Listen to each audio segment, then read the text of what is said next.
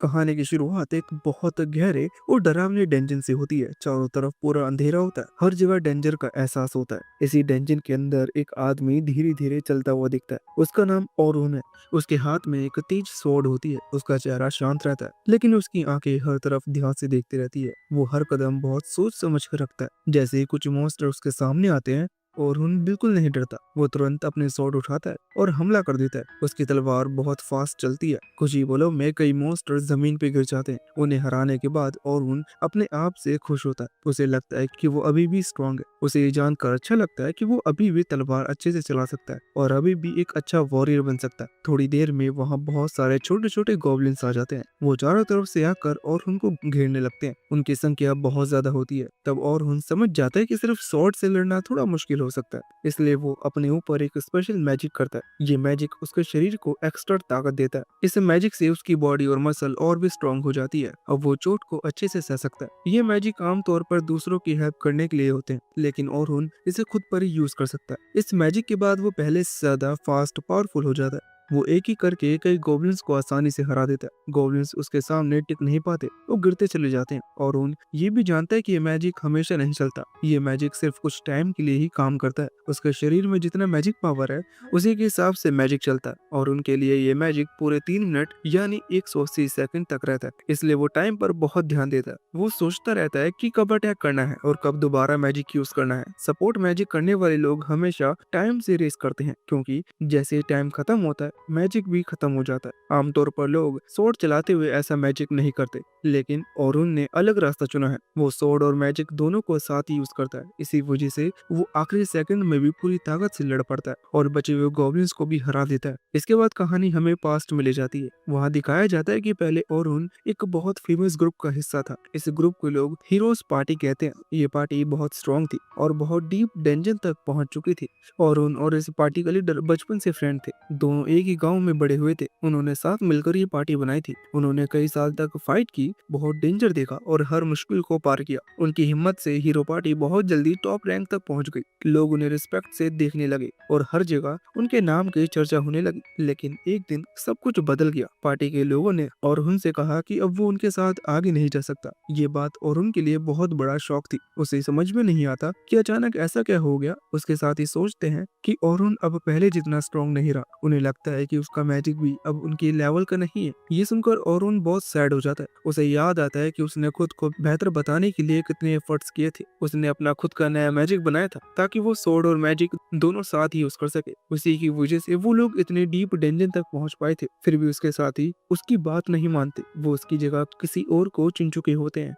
ये सब जानकर औरून का दिल बहुत हैवी हो जाता है। जिन लोगों के साथ उसने बचपन बिताया, वही लोग अब उसे छोड़ रहे थे। फिर भी वो गुस्सा नहीं करता। वो सबको थैंक्स कहता है और वहां से चला जाता है। जाते समय उसे याद आता है कि लोग उसे इंसान कहते थे जो बहुत कुछ कर सकता है, लेकिन किसी एक चीज में बेस्ट नहीं। ये बात उसके दिल को बहुत हर्ट करती है। वर्तमान में वापस आकर औरून फिर से मॉन्स्टर से लड़ता है। वो एक और गॉब्लिन को हराता है और अपने मन में स्ट्रॉन्ग फैसला करता है। वो तय करता है कि अब वो आधा अधूरा नहीं रहेगा। वो सिर्फ स्वॉर्ड्समैन या सिर्फ मैजिक यूजर नहीं बनेगा, वो दोनों बनेगा। वो ऐसा फाइटर बनेगा जो स्वॉर्ड और मैजिक को एक साथ यूज करे। सभी मॉन्स्टर को हराने के बाद वो एक मैजिक स्टोन के पास जाता है। ये स्टोन उसे अगली बार फिर से इसी फ्लोर पर आने में हेल्प करता है। तभी वो देखता है कि कुछ लोग डर के मारे भाग रहे हैं। उनके चेहरे पर फियर साफ दिखता है। वो बताते हैं कि आगे बहुत बड़े और डेंजरस मॉन्स्टर आ गए हैं और वो उनसे फाइट नहीं कर पाए। डर की वजह से वो अपनी पार्टी की एक लड़की को पीछे छोड़ आए होते हैं। सलमा का गुस्सा धीरे धीरे और बढ़ने लगता है। वो और उनको ऊपर से नीचे तक देखती है और उसके मन में तरह तरह के ख्याल आते हैं।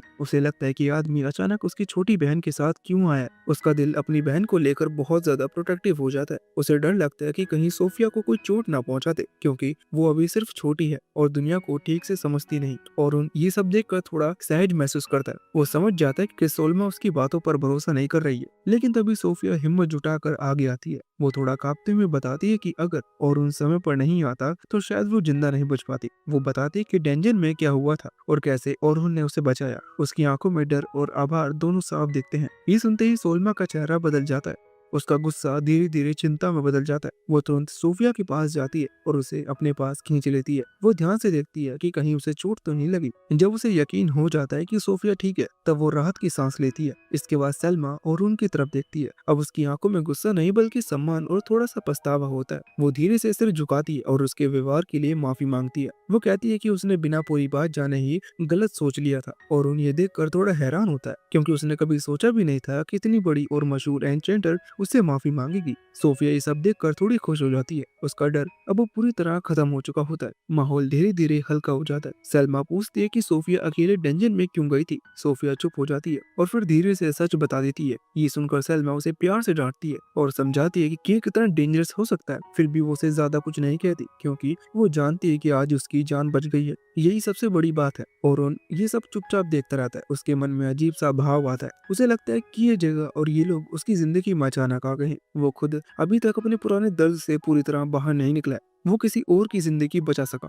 ये सोचकर उसका दिल थोड़ा हल्का हो जाता है। कुछ देर बाद सब लोग थोड़ा शांत हो जाते हैं। सलमा और उनसे पूछती है कि वो क्या करने वाला है, और उन बताता है कि फिलहाल वो अकेले ही काम कर रहा है और आगे क्या होगा ये उसने अभी तय नहीं किया। ये सुनकर सलमा उसे ध्यान से देखती है। वो समझ जाती है कि आदमी सिर्फ ताकतवर नहीं बल्कि अंदर से बहुत गहरा और मजबूत है। सलमा के मन में एक नया ख्याल आता है। वो सोचती है कि शायद औरुन का रास्ता अभी खत्म नहीं हुआ है बल्कि अब उसकी असली जर्नी शुरू होने वाली है। सोफिया औरुन की तरफ देखकर हल्की सी मुस्कान देती है। उसके दिल में अब डर नहीं बल्कि भरोसा होता है। इस तरह उस दिन की मुलाकात औरुन की जिंदगी में एक नया मोड़ ले आती है। डेंजिन की इस अंधेरी जगह से शुरू होने वाली कहानी अब शहर की रोशनी में एक नए रास्ते की तरफ बढ़ने लगती है। और उनको अभी पता नहीं होता, लेकिन उसकी जिंदगी में अब बहुत कुछ बदलने वाला होता है। और उनके मन में ये बात गहरी चुभ जाती है। उसे याद आता है कि कुछ समय पहले उसी जादू के लोग कमजोर कह रहे थे। उसी जादू की वजह से उसे अपनी ही हीरोज पार्टी से बाहर कर दिया गया था। अब वही जादू किसी के लिए सम्मान की वजह बन रहा है। ये सोचकर उसका दिल थोड़ा भारी हो जाता है। उसे अच्छा भी लगता है, लेकिन अंदर कहीं ना कहीं दर्द भी बना रहता है। वो धीरे से अपना हाथ पीछे करता है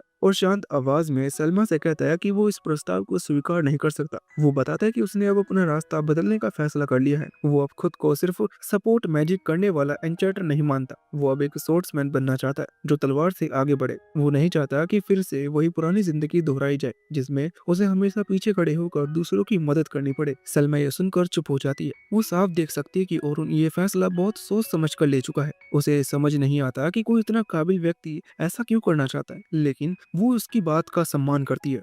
उसके मन में ये भी चलता है कि अगर हालात बिगड़े तो शायद औरुन फिर से एन्चेंटर की भूमिका निभा लेगा, लेकिन वो ये बात जोर से नहीं कहती। तभी सोफिया आगे आती है। उसके चेहरे पर हल्की घबराहट और उम्मीद दोनों होती है। वो औरुन से कहती है कि वो भी इस सीखने वाली यात्रा पर जाएगी। वो बहुत चाहती है कि औरुन उसके साथ आए। उसकी आवाज में मासूमियत होती है और आंखों में भरोसा। औरुन उसे देखता है और एक पल के लिए उसका दिल डगमगा जाता है और वो कुछ कह नहीं पाता और बस इतना कहता है कि वो इस बारे में सोचकर बताएगा। सलमा ये सुनकर सिर हिलाती है और बताती है कि अगर वो जाना चाहे तो उसे अगले दिन सुबह सिल्वर रैबिट्स के मुख्य दफ्तर पर मिले। इसके बाद ये बात खत्म कर देती है। सोरुन और सोफिया वहाँ से निकल जाते हैं। रास्ते में सोफिया कुछ नहीं बोलती, लेकिन उसके चेहरे पर हल्की मुस्कान होती है, जैसे उसे उम्मीद हो कि औरुन जरूर आएगा। उस रात औरुन शहर की गलियों में गुजरते हुए एक छोटी सी दुकान पर जाता है। वहाँ एक बूढ़ा आदमी रहता है जो उसे बहुत पहले से जानता है। बूढ़ा आदमी उसे देखकर खुश हो जाता है और बताता है कि आज दुकान में बहुत काम हुआ।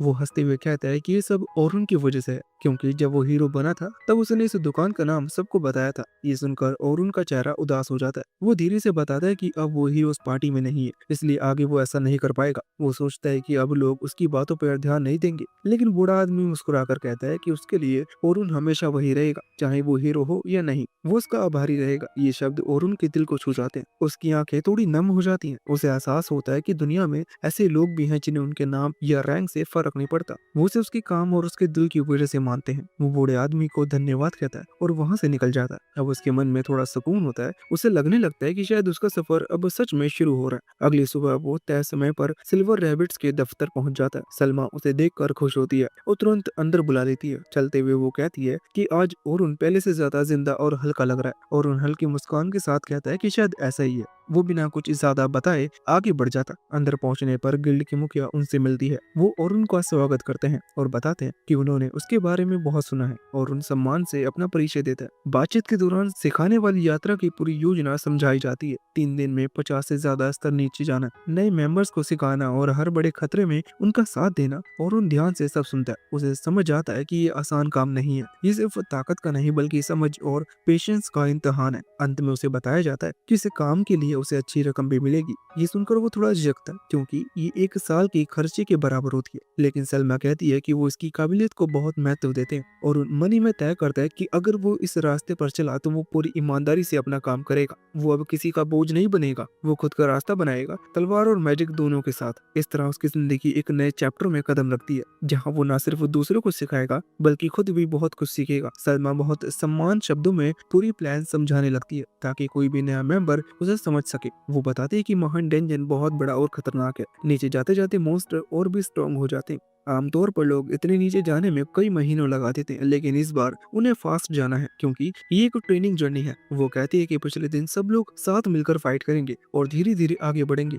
जहाँ नए लोग डरेंगे वहाँ पुराने और एक्सपीरियंस वॉरियर्स आगे आएंगे। दूसरे दिन मॉन्स्टर और ज्यादा खतरनाक होंगे, इसलिए टीम वर्क बहुत जरूरी होगा। तीसरे दिन सबसे ज्यादा डेंजर होगा क्योंकि वहाँ बड़े और ताकतवर एनिमीज मिलते हैं। और उन ध्यान से सब सुनता रहता है। उसके दिमाग में साफ साफ तस्वीर बनती होती है। उसे समझ में आ जाता है कि ये सिर्फ लड़ाई नहीं है बल्कि बच्चों को सिखाने जैसा काम है। उसे ये भी लगता है कि अगर वो गया तो उसे बहुत संभल कर चलना होगा क्योंकि कई नए लोग उसे देख रहे होंगे। बीस ब्रेस फिर बोलते हैं, वो कहते हैं कि इस यात्रा में किसी पर जबरदस्ती नहीं है। अगर और सिर्फ स्पोर्ट्समैन बनकर जाना चाहता है तो वो उसकी चॉइस का सम्मान करेंगे। वो कहते हैं कि असली ताकत सिर्फ मैजिक या सोड में नहीं होती बल्कि सही फैसला लेने में होती है। ये सुनकर और उनको थोड़ा सुकून मिलता है। उसे लगता है कि यहाँ कोई उसे बदलने की कोशिश नहीं कर रहा। वो धीरे से कहता है कि वो इस यात्रा पर जाने के लिए तैयार है, लेकिन एक शर्त पर। वो कभी भी किसी को ये नहीं बताएगा कि वो पहले क्या था। वो चाहता है कि सब उसे सिर्फ एक साधारण स्पोर्ट्समैन ही समझे। सलमा और विंस एक दूसरे की तरफ देखते हैं और मुस्कुरा देते हैं। वो उसकी बात मान लेते हैं। सोफिया ये सुनकर बहुत खुश हो जाती है। उसकी आंखें चमकने लगती हैं और वो खुशी से हल्का सा सिर हिला देती है। बात खत्म होने के बाद सोरुन बाहर आता है। वो खुले आसमान को देखता है। उसे लगता है कि उसके दिल पर रखा बोझ अब थोड़ा हल्का हो गया। वो सोचता है कि शायद ये जर्नी सिर्फ डेंजन तक जाने की नहीं बल्कि खुद को फिर से समझने की जर्नी है। अब वो डरता नहीं। उसे पता है कि आगे मुश्किल आएंगी, मॉन्स्टर्स आएंगे और खतरे आएंगे, लेकिन उसे ये भी पता है कि वो अकेले नहीं है। वो अपने रास्ते पर चल चुका है, तलवार उसके हाथ में है और फ्यूचर उसके सामने खुला हुआ है। यहीं से और उनकी नई कहानी शुरू होती है। एक ऐसी कहानी जिसे अब कोई पार्टी, कोई टाइटल या कोई नाम तय नहीं करेगा। ये कहानी अब सिर्फ और उनकी अपनी होगी। कहानी थोड़ी देर के लिए पास्ट में चली जाती है। उस समय सलमा वीज से बात कर रही थी। उसने वीज को बताया था कि ओरुन अब हीरोज पार्टी में नहीं रहा। ये सुनकर वीज बहुत सीरियस हो गया था। उसने कहा था कि ये हीरोज पार्टी के लिए बहुत बड़ा लूज है और उनके बिना उनकी ताकत कम हो जाएगी। सलमा ने भी माना था कि ओरुन का सपोर्ट मैजिक बहुत काम का था। उसका जादू बहुत स्ट्रॉन्ग नहीं था,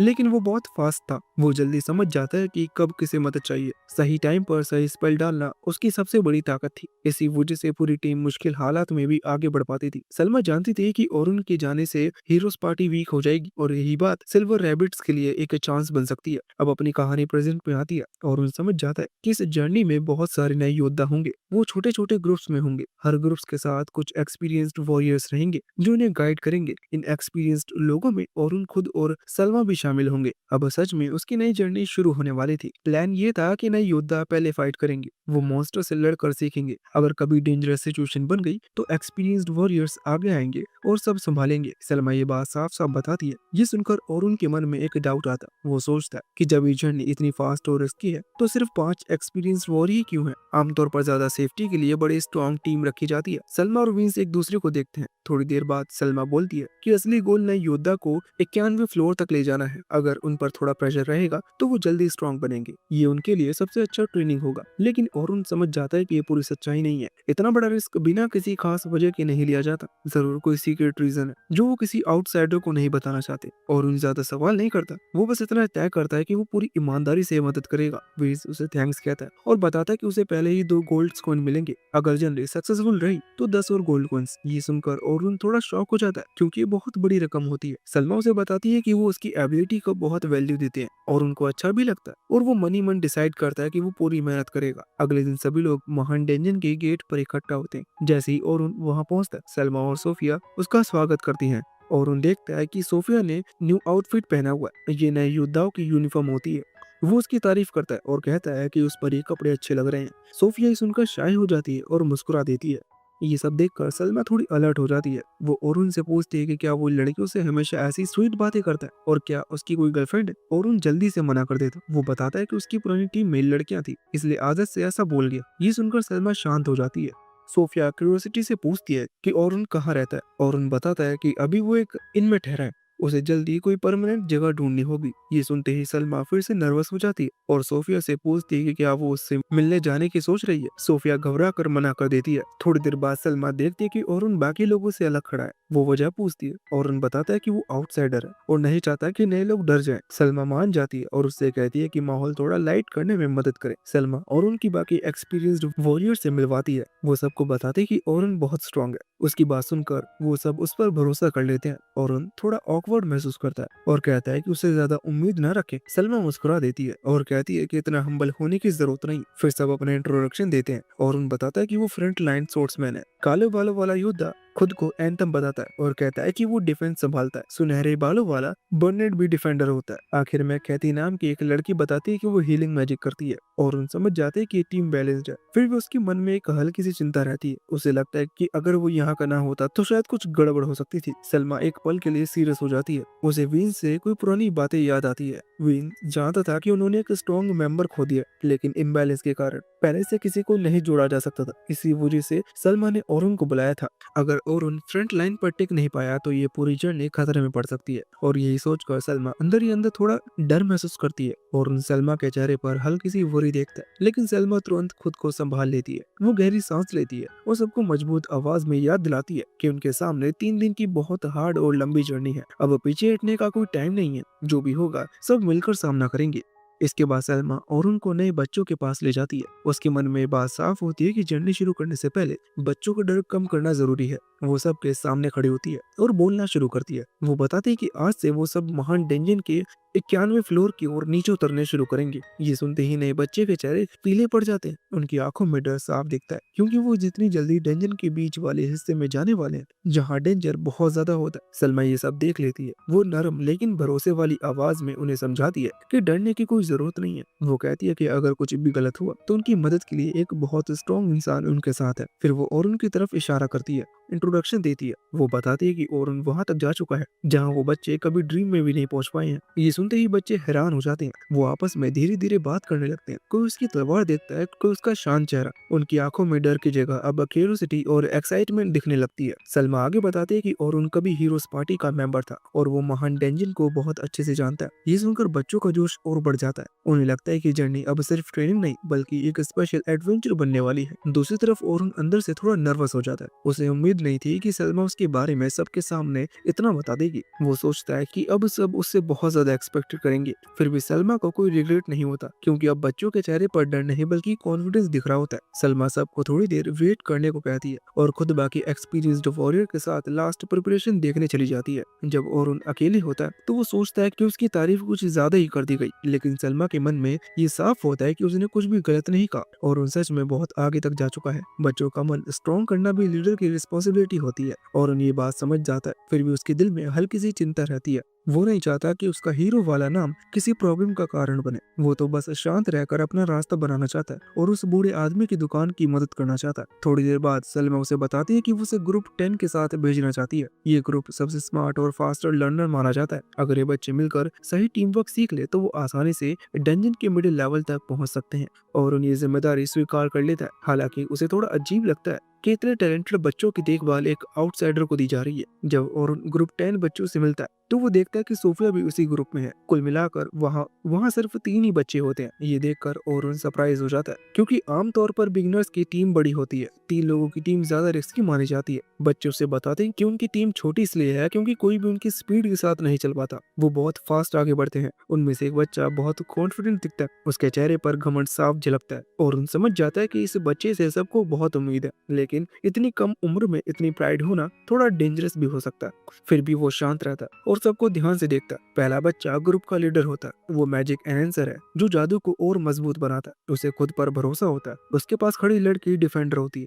वो भारी आर्मर नहीं पहनती। वो बताती है कि वो डोज करके लड़ती है। वो अटैक को रोकने की बजाय तेजी से हट जाना पसंद करती है। वो चाहती है कि मॉन्स्टर उसे छुए भी ना, लेकिन वो उनके बहुत पास जाकर फाइट करना चाहती है। और उन समझ जाते हैं कि ये टीम नॉर्मल नहीं, ये स्पेशल है, लेकिन साथ ही बहुत डेंजरस भी हो सकती है। अब उसकी असली टेस्ट शुरू होने वाले हैं, क्योंकि इन बच्चों को सेफ रखते हुए आगे बढ़ना है और साथ ही उन्हें सही तरीके से सिखाना भी है।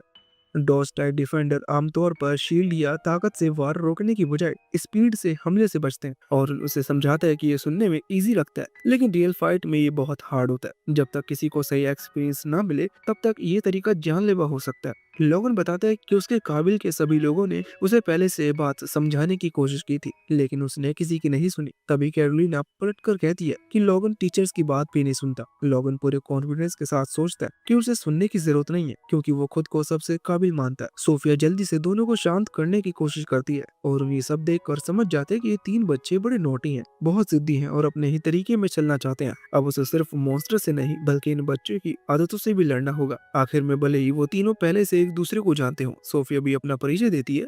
वो बताती है कि सिर्फ वो पीछे से हमला करने वाली जादूगर और उन हल्के से स्माइल करता है। उसकी बातों से कुछ अलग या खास नहीं था, फिर भी उसे ना जाने क्यों सोफिया के पास रहकर थोड़ा सेफ और काम महसूस होता है। फिर भी और उन समझ जाते हैं कि ये मिशन आसान नहीं होने वाला। लोगन और कैरोलाइन अब भी छोटी छोटी बातों पर उलझे हुए हैं। अगर यही हाल रहा तो आगे चलकर प्रॉब्लम हो सकती है। जब डेंजन में उतरने का टाइम आता है तो बाहर जितना शोर और बातें थी, अंदर कदम रखते ही सब बिल्कुल साइलेंट होते हैं। डेंजन की हवा हैवी होती है, चारों तरफ अंधेरा, नमी और डर का एहसास होता है। हर कदम सोच समझ कर रखना पड़ता है। चलते चलते कैरोलाइन और उनसे पूछती है कि हीरोज पार्टी का कोई मेंबर इस जर्नी पर क्यों नहीं आया। वो जानना चाहती है क्या इसका मतलब ये है कि वो अपने ही क्लैन को राइवल मानता है। और उन शांति से कहता है कि उसे स्लैमा की बात ध्यान से सुननी चाहिए थी, क्योंकि वो अभी हीरोज पार्टी का हिस्सा नहीं है। ये सुनकर कैरोलाइन तुरंत पीछे बैठती है कि उसने वो पार्टी क्यों छोड़े, क्योंकि पूरी दुनिया हीरोज पार्टी की रिस्पेक्ट करती है। ये सवाल और उनको अच्छा नहीं लगता। वो अंदर से टायर्ड महसूस करने लगता है। कैरोलाइन बात छोड़ने का काम नहीं लेती। वो जानता है कि वो जानबूझकर परेशान कर रही है, लेकिन फिर भी ऐसे सवाल उसे चुभते हैं। आखिरकार ओरुन साफ कह देता है कि ये सिर्फ उसकी पर्सनल बात है। तब कैरोलाइन टॉपिक बदल देती है और पूछती है कि क्या वो और सोफिया एक दूसरे को जानते हैं। ओरुन हाँ कह देता है। कैरोलाइन बताते है कि सोफिया कह रही थी कि उनके साथ कोई अमेजिंग इंसान आने वाला है। ये सुनकर सोफिया थोड़ी नर्वस हो जाती है, लेकिन फिर सच मान लेती है। वो बताती है कि वही इंसान ओरुन है, क्योंकि उसने उसकी लाइफ बचाई थी। वो बहुत स्ट्रॉन्ग था और उसने कहा था कि वो हीरोज पार्टी से है। उसकी बहन ने भी कहा था कि अगर ओरुन साथ होगा तो डरने की कोई जरूरत नहीं है। कैरोलाइन मुस्कुराकर सोफिया को हिम्मत देती है और कहती है कि उसके साथ तो एक हीरो है। और उन कुछ नहीं बोलता। वो जानता है कि वो अब हीरो नहीं है, फिर भी उसे समझ में आ जाता है कि कैरोलाइन ने ये बात सिर्फ सोफिया को काम करने के लिए कही है। ये सोचकर और उनको लगता है कि शायद कैरोलाइन बाहर से जितनी टफ दिखती है, अंदर से उतनी ही केयरिंग भी है। कुछ समय बाद मॉन्स्टर उनकी तरफ बढ़ने लगते हैं, जैसे पहले से ही अंदाजा था, लेकिन और उनने रास्ते में जो ट्रैप मैजिक लगाए थे वो परफेक्टली काम करते हैं। ये ट्रैप्स दुश्मनों को तब तक दिखते नहीं जब तक वो एक्टिवेट ना हो जाए। इससे पीछे से आने वाले मॉन्स्टर बिना किसी एक्स्ट्रा फाइट के खत्म हो जाते हैं। उनका टाइम वेस्ट भी नहीं होता और उन चलते चलते ऐसे ट्रैप लगाता रहता है, क्योंकि उसे पता है कि स्पीड बहुत जरूरी है। थोड़ी देर बाद वो 20वीं फ्लोर पर पहुंच जाते हैं और उन पूरे रास्ते ध्यान से सबका फाइटिंग स्टाइल देखता रहता है। अब उसे यकीन हो जाता है कि ये बच्चे आगे चढ़ने के लिए भी ठीक है। पहले उसे लगा था कि लोगन बस एक घमंडी बच्चा, लेकिन असल में वो सच में एक टैलेंटेड एन्चेंटर है। अगर वो लंबी लड़ाइयों में भी ऐसे ही टिक पाया तो वो आसानी से ए रैंक पार्टी में काम कर सकता है। हाँ, उसमें ऑर्डर्स देने की कमी है जो एक एन्चेंटर के लिए जरूरी होती है, लेकिन एक्सपीरियंस के साथ ये भी कमी दूर हो जाएगी। कैरोलाइन की स्पीड बिल्कुल वैसी ही है जैसे एक डोज टाइप डिफेंडर से उम्मीद की जाती है, लेकिन उसमें दो बड़ी प्रॉब्लम्स है। पहली ये कि जैसे ही वो मॉन्स्टर को देखती है सीधा उस पर भागती है। दुश्मन के पास जाना ठीक है, लेकिन उसका तरीका थोड़ा स्केरी है। दूसरी प्रॉब्लम ये है कि वो सिर्फ दो छोटे डैगर्स इस्तेमाल करती है। ये उसके स्टाइल के लिए सही नहीं है, लेकिन पूरी पार्टी के लिए शायद उनमें से उतनी क्लीन पावर नहीं है। सोफिया बाकी दोनों जितनी फ्लैशी नहीं, लेकिन वो एक नॉर्मल रॉकी सी कहीं ज्यादा स्ट्रॉन्ग है। वो थोड़ी शाय है, लेकिन जैसे जैसे वो अपनी टीम के साथ कंफर्टेबल होगी ये आदत अपने आप चली जाएगी। उसमें कोई बड़ी कमजोरियां नहीं है, इसलिए और उनको उसे ग्रो करते देखने में क्यूरियोसिटी होती है। कुछ ही समय में बाकी ग्रुप्स भी 20वें फ्लोर के बॉस को हरा देते हैं। प्लान के अनुसार सब 21वें फ्लोर पर पहुंच जाते हैं। सलमा सबको अपने गिल्ड कार्ड में नए फ्लोर रजिस्टर करने को कहती है। इसी के साथ पहले दिन का काम खत्म हो जाता है। डंजन के बाहर निकलने के बाद सलमा और उनसे पूछती है कि उसे गाइड बनाना कैसा लगा। और उन बताता है कि ग्रुप 10 में बहुत पोटेंशियल है, लेकिन वो अभी टीम वर्क ठीक से नहीं कर पा रहा। उसे सबसे ज्यादा चिंता कैरोलाइन को लेकर है। ये सुनकर सलमा हल्की नर्वस हंसी हंसती है और कहती है कि कैरोलाइन पहले से काफी इम्प्रूव कर चुकी है। ये सुनकर और उन सोच में पड़ जाता है कि अगर ये सुधरी हुई हालत है तो पहले वो कैसी रही होगी। आखिरकार वो सब एक दूसरे से विदा लेते हैं और अपनी अपनी राह पर चले जाते हैं। रात शांति से बीतती जाती है, लेकिन अगली सुबह और उनके लिए बिल्कुल अलग होती है। सराय के कमरे में बैठकर जब वो दिन की शुरुआत करता है और अखबार खोलता है तो उसे एक तेज सा शौक लगता है। पहले पन्ने में बड़े अक्षरों में ओलिवर की तस्वीर छपी होती है। उसके चेहरे पर वही भरोसे से भरी मुस्कान होती है जिसे देखना अब और उनके लिए आसान नहीं रहा था। नीचे छपा आर्टिकल हीरोज पार्टी के नए अचीवमेंट्स के बारे में होता है और वही साफ लिखा होता है कि पार्टी में अब एक नया एंचेंटर शामिल हो चुका है। ये बात पढ़ते ही और समझ जाता है कि अब उसके निकले जाने की खबर पूरी दुनिया के सामने आ चुकी है। उसका दिल जोर जोर से धड़कने लगता है। गुस्से और दर्द के मिले जुले एहसास में वो अखबार को मेज पर पटकता है। उसके मन में यही चलता रहता है कि बाकी लोगों को जरा भी अंदाजा नहीं है ये खबर उसे अंदर तक कितनी चोट पहुंचा रही है। उसे लगता है कि काश वो लोग कम से कम ट्रेनिंग मिशन के खत्म होने तक रुक जाते। अब अगर किसी भी नए बच्चे ने ये खबर पढ़ ली होगी तो उसकी इमेज एक पल में बदल जाएगी। कल तक वो सबकी नजरों में हीरोज पार्टी का एक्सपीरियंस्ड मेंबर था और आज वही सिर्फ एक आम इंसान बन गया है जिसे पार्टी से बाहर कर दिया गया था। कुछ देर तक वो यूं ही चुप बैठा रहता है। कमरे में अजीब सी खामोशी फैल जाती है। फिर वो गहरी सांस लेता है और खुद को संभालता है। वो अपना कोट उठाता है और सोचता है कि अब इस बारे में ज्यादा सोचने का कोई फायदा नहीं है, क्योंकि जो हो चुका है उसे बदला नहीं जा सकता। उसे तय समय पर मिलने की जगह पहुंचना है, इसलिए वो रूम से बाहर निकल पड़ता है। शहर की सड़कों में गुजरते हुए उसका मन बहुत भारी रहता है। आसपास लोग अपने काम में लगे होते हैं, लेकिन उसे किसी भी चीज में दिलचस्पी नहीं रहती। तभी अचानक पीछे से किसी लड़की की आवाज आती है। वो वहीं रुक जाता है। ये आवाज उसे बहुत जानी पहचानी लगती है। धीरे धीरे वो मुड़ता है और सामने लूना को खड़ा देखता है। वो हीरोज पार्टी की मेंबर थी और उन गिने चुने लोगों में से एक जिसने हमेशा उसके साथ पहले जैसा ही व्यवहार किया था। लूना को सामने देखकर और उन कुछ पल के लिए हैरान रह जाता है। उसे याद आता है कि जब बाकी मेंबर्स उससे दूरी बनाने लगे थे तब भी लूना कभी नहीं बदली। जिस दिन उसे पार्टी से निकाला गया था उस दिन लूना किसी जरूरी काम से बाहर गई थी और उन जानता था कि अगर वो उस दिन मौजूद होती तो शायद हालात कुछ और होते। इन सब बातों को याद करते हुए उसके चेहरे पर अनजाने में हल्की सी मुस्कान आ जाती है। उसे एहसास होता है कि हीरोज पार्टी से उसका रिश्ता पूरी तरह खत्म नहीं हुआ है। थोड़ी देर में उसे समझ में आ जाता है कि लूना उससे फिर से हीरोज पार्टी में लौटने की बात कर रही है। वो महसूस करता है कि लूना ये बात दिल से कह रही है और अब भी उसकी ताकत पर भरोसा करती है। लेकिन उसी समय उसके मन में आज सुबह पड़ा हुआ अखबार घूमने लगता है। वो जानता है कि अब सब कुछ बदल चुका है। पार्टी में नए मेंबर आने की खबर पर अपनी टीम में वापस जाना ये तो बहुत ज्यादा मुश्किल है। और सच तो ये है कि अब वो खुद भी उस जगह पर लौटना नहीं चाहता जहाँ से उसे इस तरह से बाहर निकाला गया था।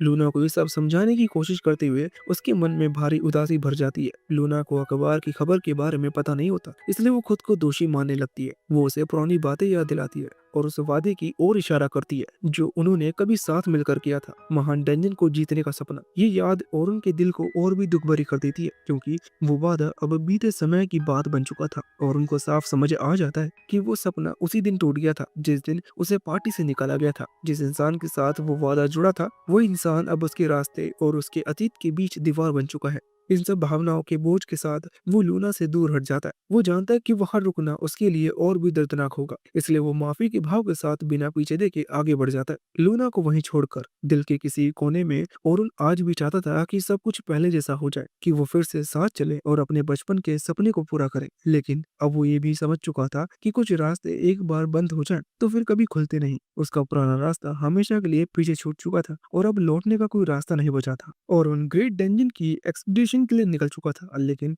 उसका दिमाग अब भी आज के न्यूज़पेपर में छपी खबर में उलझा हुआ था।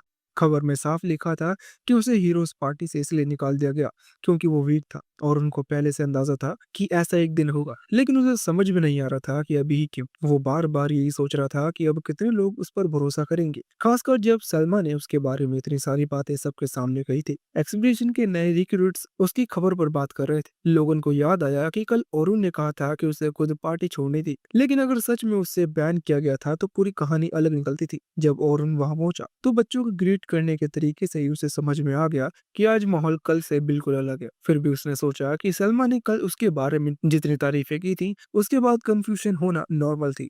सलमा ने तुरंत दौड़कर उसके पास आई और माफी मांगने लगी। उसने कहा कि उसे इस खबर के बारे में कुछ भी पता नहीं था और उन्होंने मुस्कुरा दिया और बोला कि उसे माफी मांगने की कोई जरूरत नहीं है। उसने शांत लहजे में कहा कि अगर सलमा खुद को संभाल नहीं पाई तो उनकी टीचिंग एक्सपीडिशन ही फेल हो जाएगी। सलमा फिर भी जिद करने लगी। उसने कहा कि उसने कल नए रिक्रूट्स को मोटिवेट करने के लिए और उनका बहुत ज्यादा एग्जाम्पल दे दिया और उसे ज्यादा केयरफुल होना चाहिए था और उन्हें उसे भरोसा दिलाया कि वो बिल्कुल ठीक है। उल्टा उसने कहा कि गलती उसकी है क्योंकि उसने चीजों को साफ साफ नहीं बताई और सबको परेशानी में डाल दिया। उसने कहा कि डेंजन ग्लेव के दौरान वो सबको सपोर्ट करेगा, इसलिए सलमा को हमेशा की तरह सिर ऊंचा रख के चलना चाहिए। बर्नेट ने कहा कि चाहे कुछ भी हो जाए, ये बात वो सच है कि ओरुन फ्लोर 94 तक पहुंचा था और यही अपने आप में इनक्रेडिबल है। कैथी और एंथम ने भी हामी भरी और कहा कि उन्हें कोई चिंता नहीं है। सलमा ने महसूस किया कि कल भी ये लोग बिल्कुल नॉर्मल थे और उन्होंने तय किया कि आज भी ये वही करेगा जो कल किया था। वो अपने असाइन ग्रुप की तरफ गया और सबको ग्रीट किया। सोफिया ने तुरंत कहा कि न्यूज़पेपर में लिखी बातें पूरी तरह झूठी है। कैरोलाइन ने भी हाँ किया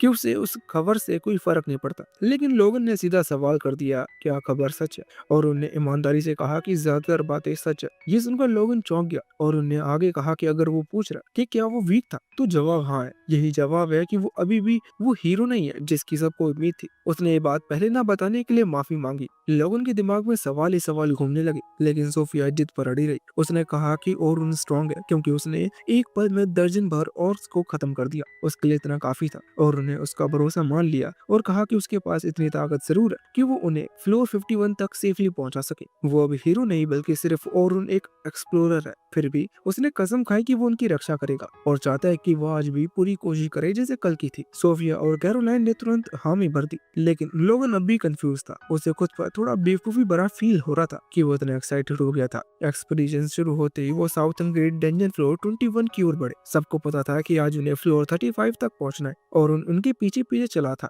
वो जानता था कि इस कोड तक इंस्ट्रक्शन नहीं देंगे जब तक वो मिडिल फ्लोर यानी फ्लोर 31 तक नहीं पहुंच जाते। तब तक नए रिक्रूट से ही आगे रहेंगे, बिल्कुल कल की तरह। सोफिया और कैरोलाइन आगे बढ़ रही और मॉन्स्टर को हराते हुए फ्लोर 29 तक पहुंच गई और उन्हें उनकी तारीफ की और मनी मन खुश हुआ कि उनका भरोसा अब भी कायम है। कुछ देर बाद फ्लोर 31 पहुंच गए। अब से ऑर्डर्स और उनको देने थे और उसे पूरी तरह अलर्ट रहना था। उसने ग्रुप को रोक कर बताया कि उसे आगे मॉन्स्टर की प्रेजेंस महसूस हो रही है, इसलिए सब रेडी रहें। लड़कियां उसकी बात मान लेती है, लेकिन लोगन चुप रहता है। तभी कई गॉब्लिन्स उनकी तरफ बढ़ने लगते हैं और उन कैरोलाइन को आदेश देता है कि वो गॉब्लिन्स का ध्यान खींचे। कैरोलाइन हमेशा की तरह डैगर्स लेकर सीधा उनकी ओर दौड़ पड़ती है। फिर और उन सोफिया से कहता है कि वो पीछे मौजूद और को संभाले और लोगन से कहता है कि वो मैजिक से सपोर्ट दे। पूरी बात खत्म होने से पहले ही लोगन टेक्निकल कप और मैजिक कप इस्तेमाल कर देता है। उसके दिमाग में यही चल रहा था कि ऐसे ऑर्डर्स तो कोई भी दे दे तो शायद और उन कुछ खास नहीं है। फिर भी वो अपना काम करता रहा और लड़कियों की एबिलिटीज बूस्ट करता रहा। कैरोलाइन को संभालने के बाद लोगन देखता है कि सोफिया बिल्कुल जमी हुई है। उसे याद आता है कि उसने कहा था कि उस पर पहले और उसने हमला किया था। वो समझ जाता है कि वो अभी भी उस ट्रॉमा से बाहर नहीं आई है। लोगन देखता है कि और उन फिलहाल कुछ कर नहीं रहा। उसे लगता है कि अब वो बस उस पर भरोसा नहीं कर सकता और सोफिया को उसे खुद ही बचाना होगा। उसी पल और चुपचाप आगे बढ़ता है और ऑर्क पर एजिबिलिटी डाउन डाल देता है। एक सेकंड में ही वो ऑर्क कमजोर और स्लो हो जाता है। इसके बाद ऑरुन ने सोफिया को भरोसा दिलाया। उसने उसे याद दिलाया कि वो भी अकेले नहीं है, उसके साथ ही कैरोलाइन और लोगन है और वो भी खुद उसके साथ है। ये सुनकर सोफिया का डर धीरे धीरे कम होने लगा। उसने खुद को संभाला और मन में तय किया कि वो पूरी कोशिश करेगी। फिर उसने अपनी पूरी ताकत लगाकर आग का एक तेज वार और की तरफ फेंका। ये देखकर सब लोग चौंक गए, यहाँ तक कि ऑरुन भी। किसी को भी उम्मीद नहीं थी कि सोफिया इतना स्ट्रॉन्ग मैजिक इस्तेमाल कर सकती है। हमला बहुत असरदार था, लेकिन उसके बाद सोफिया थक गई क्योंकि उसे किसी ने भी नहीं बताया कि सोफिया एडवांस मैजिक भी कर सकती है। कैरोलिन तो अपना काम ही भूल गई और खुशी खुशी दौड़कर सोफिया के पास पहुंच गई। वो उसे बताने लगी कि उसने कितना शानदार किया और उनने भी उसकी तारीफ की। ये सुनकर सोफिया का चेहरा खिल गया और उसकी थकान भी थोड़ी कम हो गई। लोगों ने सब चुपचाप देख रहा था। उसे बस साफ समझ में आ रहा था कि और पर जो कमजोरी आई थी वो और की वजह से थी। यही बात उसे और उलझा रही थी कि इतना समझदार और काम का इंसान आखिर हीरो पार्टी से क्यों निकाल दिया गया। कुछ देर बाद वो लोग फ्लोर 35 पर पहुंच गए। वहाँ एक बहुत ही बड़ा और डरावना टारंटोला था। उसे देखते ही लोगों के मन में डर आ गया। उसे लगा कि वो लोग इतने स्ट्रांग नहीं है कि इससे लड़ सके, लेकिन ओरन बिल्कुल शांत था। उसने लोगों से कहा कि कैरोलाइन को एजिलिटी अप और ड्यूरेबल अप दे और सोफिया को मैजिक अप दे। लोगों ने हैरान था क्योंकि इतनी बड़ी मुश्किल के सामने भी वो आदेश दे रहा था जो पहले हमेशा से मिलते थे। उसे सोचने का मौका भी नहीं मिला क्योंकि कैरोलिन सीधा उसे खतरनाक मकड़ी की ओर दौड़ पड़ी। लोगों उसे रोकना चाहता था, लेकिन ओरुन ने उसे रुकने को कहा। उसने समझाया कि अगर वो सामने गया तो उल्टा नुकसान होगा। फिर ओरुन ने कैरोलिन से कहा कि वो मकड़ी के ऊपर से कूदे और उसकी पीठ पर वार करे। कैरोलिन ने बिल्कुल वैसा ही किया और आसानी से उसकी पीठ काट दी। ओरुन ने उसे कहा कि उसका ध्यान अपनी ओर बनाए रखे। उसने ये भी चेतावनी दी कि ये मकड़ी जहरीली है, इसलिए हर हमले से बचना जरूरी है। लोगों ने तुरंत अपनी सपोर्ट मैजिक इस्तेमाल की। उसकी वजह से कैरोलिन हर हमले से तेजी से बचने लगी। उसने एक वार को अपने हथियार से रोका और फिर पीछे हट गई ताकि मकड़ी का ध्यान उसी पर बने रहे। मकड़ी उसके पीछे पीछे चल पड़ी और उन्हें लोगन को याद दिलाया कि कैरोलिन स्पीड उसी की मैजिक पर टिकी है। लोगन पूरी तरह ध्यान लगाकर उसे सपोर्ट करता रहा। तभी और ने सोफिया से कहा कि वो हमला करे। सोफिया ने बिना देर किए अपने स्टाफ से एरो कटर नाम का हमला किया। एक ही पल में मकड़ी के 4 पैर कट गए। मकड़ी जमीन पर गिर पड़ी। कैरोलिन खुशी से उछल पड़ी, लेकिन औरन ने तुरंत कहा कि लकड़ी अभी खत्म नहीं हुई है। बिना ज्यादा समझाए उसने लोगन से कहा कि कैरोलिन को स्ट्रेंथ अप और टेक्निकल अप दे। लोगन को समझ में नहीं आया पर क्यों, लेकिन उसने फिर भी वैसा ही किया। तभी मकड़ी ने अचानक एक जाल फेंका और कैरोलिन उसी पल उसमें फंस गई। लोगन घबरा गया। कैरोलिन धीरे धीरे मकड़ी के मुंह की ओर खींची जा रही थी, लेकिन औरन अब भी शांत था। उसने कैरोलिन से कहा कि वो अपने हथियार से जाल काटे। उसने बताया कि अब उसमें इतनी ताकत नहीं है कि वो ऐसा कर सकती है। कैरोलिन घबराते हुए अपने हाथ हिलाने लगी और जाल काटने की कोशिश करने लगी। लोगन के मन में सवाल आया कि शायद औरन को पहले से पता था कि ऐसा होने वाला है, और उन्हें सोफिया से कहा कि वो रोक एरो तैयार करे और लोगन से कहा कि उसे फिर से मैजिक अप दे क्योंकि पिछला असर खत्म होने वाला था। लोगन ने जल्दी से मैजिक कर दिया। इसी बीच कैरोलिन और ज्यादा डरने लगी क्योंकि जाल अब भी कट नहीं रहा था, और उन्हें हालात को देखा और समझ गया कि लोगन एक साथ सिर्फ 3 मैजिक ही संभाल सकता है। इसलिए उसने खुद को आगे बढ़ाकर शार्पनेस अप का इस्तेमाल किया और कैरोलिन के हथियार को तेज कर दिया। अब कैरोलिन जाल काटने में कामयाब हो गई। जैसे ही वो आजाद हुई, सोफिया ने रॉक एरो चलाया और एक ही वार में उसे खतरनाक मकड़ी को हरा दिया। कैरोलिन हमेशा की तरह खुशी से उसके पास दौड़ गई और उन्हें लोगन की भी तारीफ की और कहा कि ये जीत उसकी सपोर्ट मैजिक की वजह से मिली है। लोगों ने राहत की सांस ली और उन्हें कहा कि अब वापस चलने का समय है। बाहर पहुंचने पर सलमा ने बताया कि अगला दिन उनका आखिरी दिन होगा, इसलिए सबको अच्छी तरह आराम करना चाहिए। और उन जाने ही वाला था कि बॉर्नड और एथम उसके पास है और साथ में खाना खाने का इनविटेशन दिया। और उन थोड़ा हैरान हुआ क्योंकि वो लोग उससे बिल्कुल नॉर्मल तरीके से बात कर रहे थे। ये बात उसे अच्छी लगी, इसलिए उसने हाँ में भर दी। उसे लगा कि एक्सप्लोरेशन के दौरान बात करने का मौका नहीं मिला था, अब सही समय है। इधर लोगन ने सोफिया से पूछा कि वो दिन कैसा था जब औरन ने उसकी जान बचाई। सोफिया ने बताया कि ये 3 दिन पहले एक नए डेंजर में हुआ था। जब लोगन ने पूछा कि क्या औरन उस वक्त अकेला था, और ये सुनकर कि हाँ वो अकेला था, तो लोगन ने उससे कहा कि वो उसे औरन के बारे में सब कुछ बताए। सोफिया को ठीक से समझ में नहीं आ रहा था कि वो क्या बताए, इसलिए लोगन उससे उसके साथ हुई लड़ाई को याद करने की कोशिश करने लगा। धीरे धीरे सोफिया को याद आया कि औरन ने ऑर्क्स पर बहुत तेज और जबरदस्त विंड ब्लास्ट का इस्तेमाल किया था। उसे ये भी याद आया कि औरन ने अपनी स्वॉर्ड पर किसी तरह का सपोर्ट मैजिक लगाया था जिससे वो और ज्यादा असरदार हो गई थी। लोगन को समझ में आ गया कि वो स्पेल शार्पनेस अप रहा होगा जो आमतौर पर हथियारों पर इस्तेमाल किया जाता है। ये बात सुनकर कैरोलिन को भी याद आया कि आज डेंजन में उसकी डैगर्स अचानक बहुत ज्यादा शार्प हो गई थी और वो खुद इस बदलाव से हैरान हो गई थी। अब लोगन को साफ हो गया कि औरन सिर्फ मैजिक पर निर्भर नहीं रहता बल्कि स्वॉर्ड से भी लड़ सकता है। सोफिया ने ये भी बात बताया कि औरन ने हीरोज पार्टी छोड़ने के बाद खुद को फ्रंट लाइन अटैकर के रूप में बदल लिया था। ये बात लोगन को अजीब लगी क्योंकि आज डेंजन में उसने औरन को एकदम परफेक्ट एन्चेंटर की तरह काम करते हुए देखा। लड़ाई के हर पल को याद करते हुए लोगन को एहसास हुआ कि सुबह उसने औरन के बारे में गलत राय बना ली थी। अखबार में छपी खबर पढ़कर उसे लगा कि औरन उसकी उम्मीद पर खरा नहीं उतरा, लेकिन असलियत में बिल्कुल अलग। और वाली लड़ाई में औरन ने चुपचाप एलिजिटी डाउन जैसे मुश्किल स्पेल का इस्तेमाल किया था जिसे आमतौर पर बहुत कम लोग सही तरीके से कर पाते हैं। फ्लोर 35 पर डेथ टैरेंटुला के खिलाफ हुई लड़ाई ने लोगन को फॉर्मेशन की असली अहमियत समझा दी। डिफेंडर अगर दुश्मनों को उलझा रखे तो अटैकर और सपोर्टर बिना घबराए अपना काम कर सकते हैं, और उनको ये बिल्कुल पता नहीं था कि पार्टी पर लगे बफ्स कब खत्म होंगे और अगला खतरा कब आएगा। यहाँ तक कि उसने टैरेंटुला के आखिरी हमले को भी पहले ही भांप लिया था जब कैरोलिन जाल में फंस गई थी। ये सब देखकर लोगन समझ गया कि औरन लड़ाई को पहले से ही पढ़ लेता है और उसी हिसाब से सही फैसला करता है। वो उससे कहीं ज्यादा अनुभवी और समझदार था। फिर भी लोगन के लिए ये बात समझना मुश्किल था कि इतना काबिल इंसान फ्रंट लाइन अटैकर क्यों बना। कैरोलिन को सोफिया दोनों को पूरा भरोसा था कि औरन फ्रंट लाइन में भी उतना ही स्ट्रॉन्ग है। उन्होंने याद किया कि उसने एक ही पल में दर्जनों ऑर्क गिरा दिए थे। ये सोचकर कैरोलाइन और भी ज्यादा मोटिवेटेड हो गया और खुद को जल्दी स्ट्रॉन्ग बनाने का सपना देखने लगा। सोफिया ने भी ये तय कर लिया कि वो पूरी मेहनत करेगी। लोगन फिर से चुप हो गया। उसके दिमाग में ये चल रहा था कि औरन एक अच्छा एन्चेंटर भी है और एक पावरफुल फ्रंट लाइन अटैकर भी। उसे लगा कि यही असली जीनियस की पहचान होती है। उसने मन ही मन ठान लिया कि वो हार नहीं मानेगा और औरन से जितना सीख सकता है सब सीख कर खुद को बेहतर बनाएगा।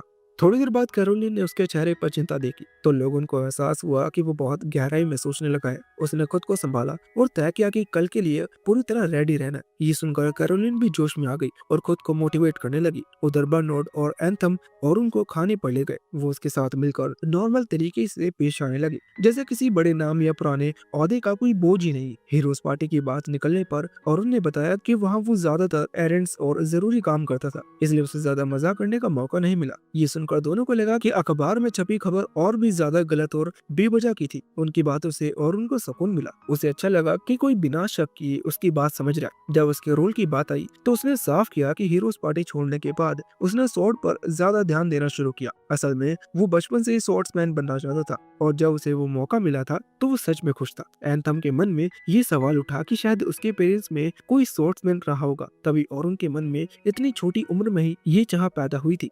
ये सोचते हुए रात धीरे धीरे आगे बढ़ने लगी और उनको महसूस हुआ कि भले ही उसका रास्ता बदल गया हो, लेकिन उसका मकसद अब भी पहले से कहीं ज्यादा साफ हो चुका है। और उन्होंने उन्हें बताया कि असल में उसके दादा एक पुराने एक्सप्लोरर थे।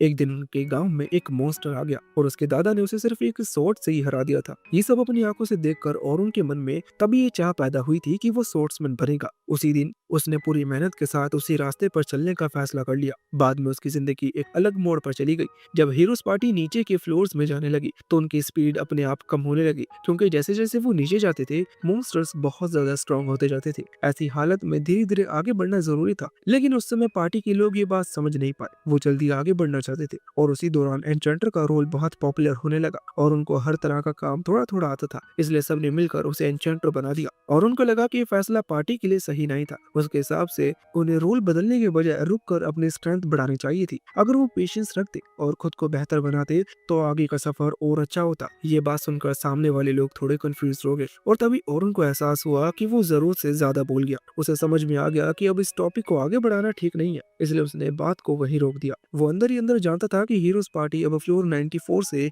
आगे नहीं जा पाएगी, लेकिन वो ये बात भी किसी को बताना नहीं चाहता था। बात का माहौल हल्का करने के लिए उसने अपने आइडियल स्पोर्ट्समैन के बारे में सोचा। उसके दिमाग में एक ऐसा स्पोर्ट्समैन था जो हर तरह की स्किल जानता हो, जो अकेले भी नीचे के फ्लोर्स तक जा सके और हर सिचुएशन में खुद को संभाल सके। वही बनने का सपना लेकर उसने फिर से शॉट्स पर ध्यान देना शुरू किया था। ये सुनकर बाकी लोग पहले हैरान हुए, लेकिन फिर उन्हें उस पर भरोसा होने लगा कि वो यहाँ जरूर कर पाएगा। दूसरी तरफ जब लोग वापस घर पहुंचे तो कैरोलिन और सोफिया दोनों ने लंबा दिन खत्म होने के बाद आराम करने का सोचा। उन्हें याद आया कि टीचिंग एक्सपीडिशन का आखिरी दिन अब बस आने ही वाला है। इसका मतलब ये था कि कल के बाद और उनके साथ नहीं रहेगा। सोफिया इस बात को समझ तो रही थी, लेकिन उसका मन इसे मानने के लिए तैयार नहीं था। उसे अच्छा लगता कि ओरुन नाइट स्काई रैबिट के साथ ही रुक जाए। सोफिया के मन में ये बात घूम रही थी कि अगर उसने ओरुन से रुकने के लिए कहा तो क्या होगा। उसे लगा कि ऐसा कहना शायद सेल्फिश होगी, क्योंकि ओरुन उसका भाई जैसा ही नहीं था जो ऐसे फैसला आसानी से बदल ले। फिर भी ये सोचकर कि वो उसे फिर कभी देख नहीं पाएगी, उसे अंदर से उदास कर रही थी। इसी उलझन के साथ उसने तय किया कि अगली बार मिलने पर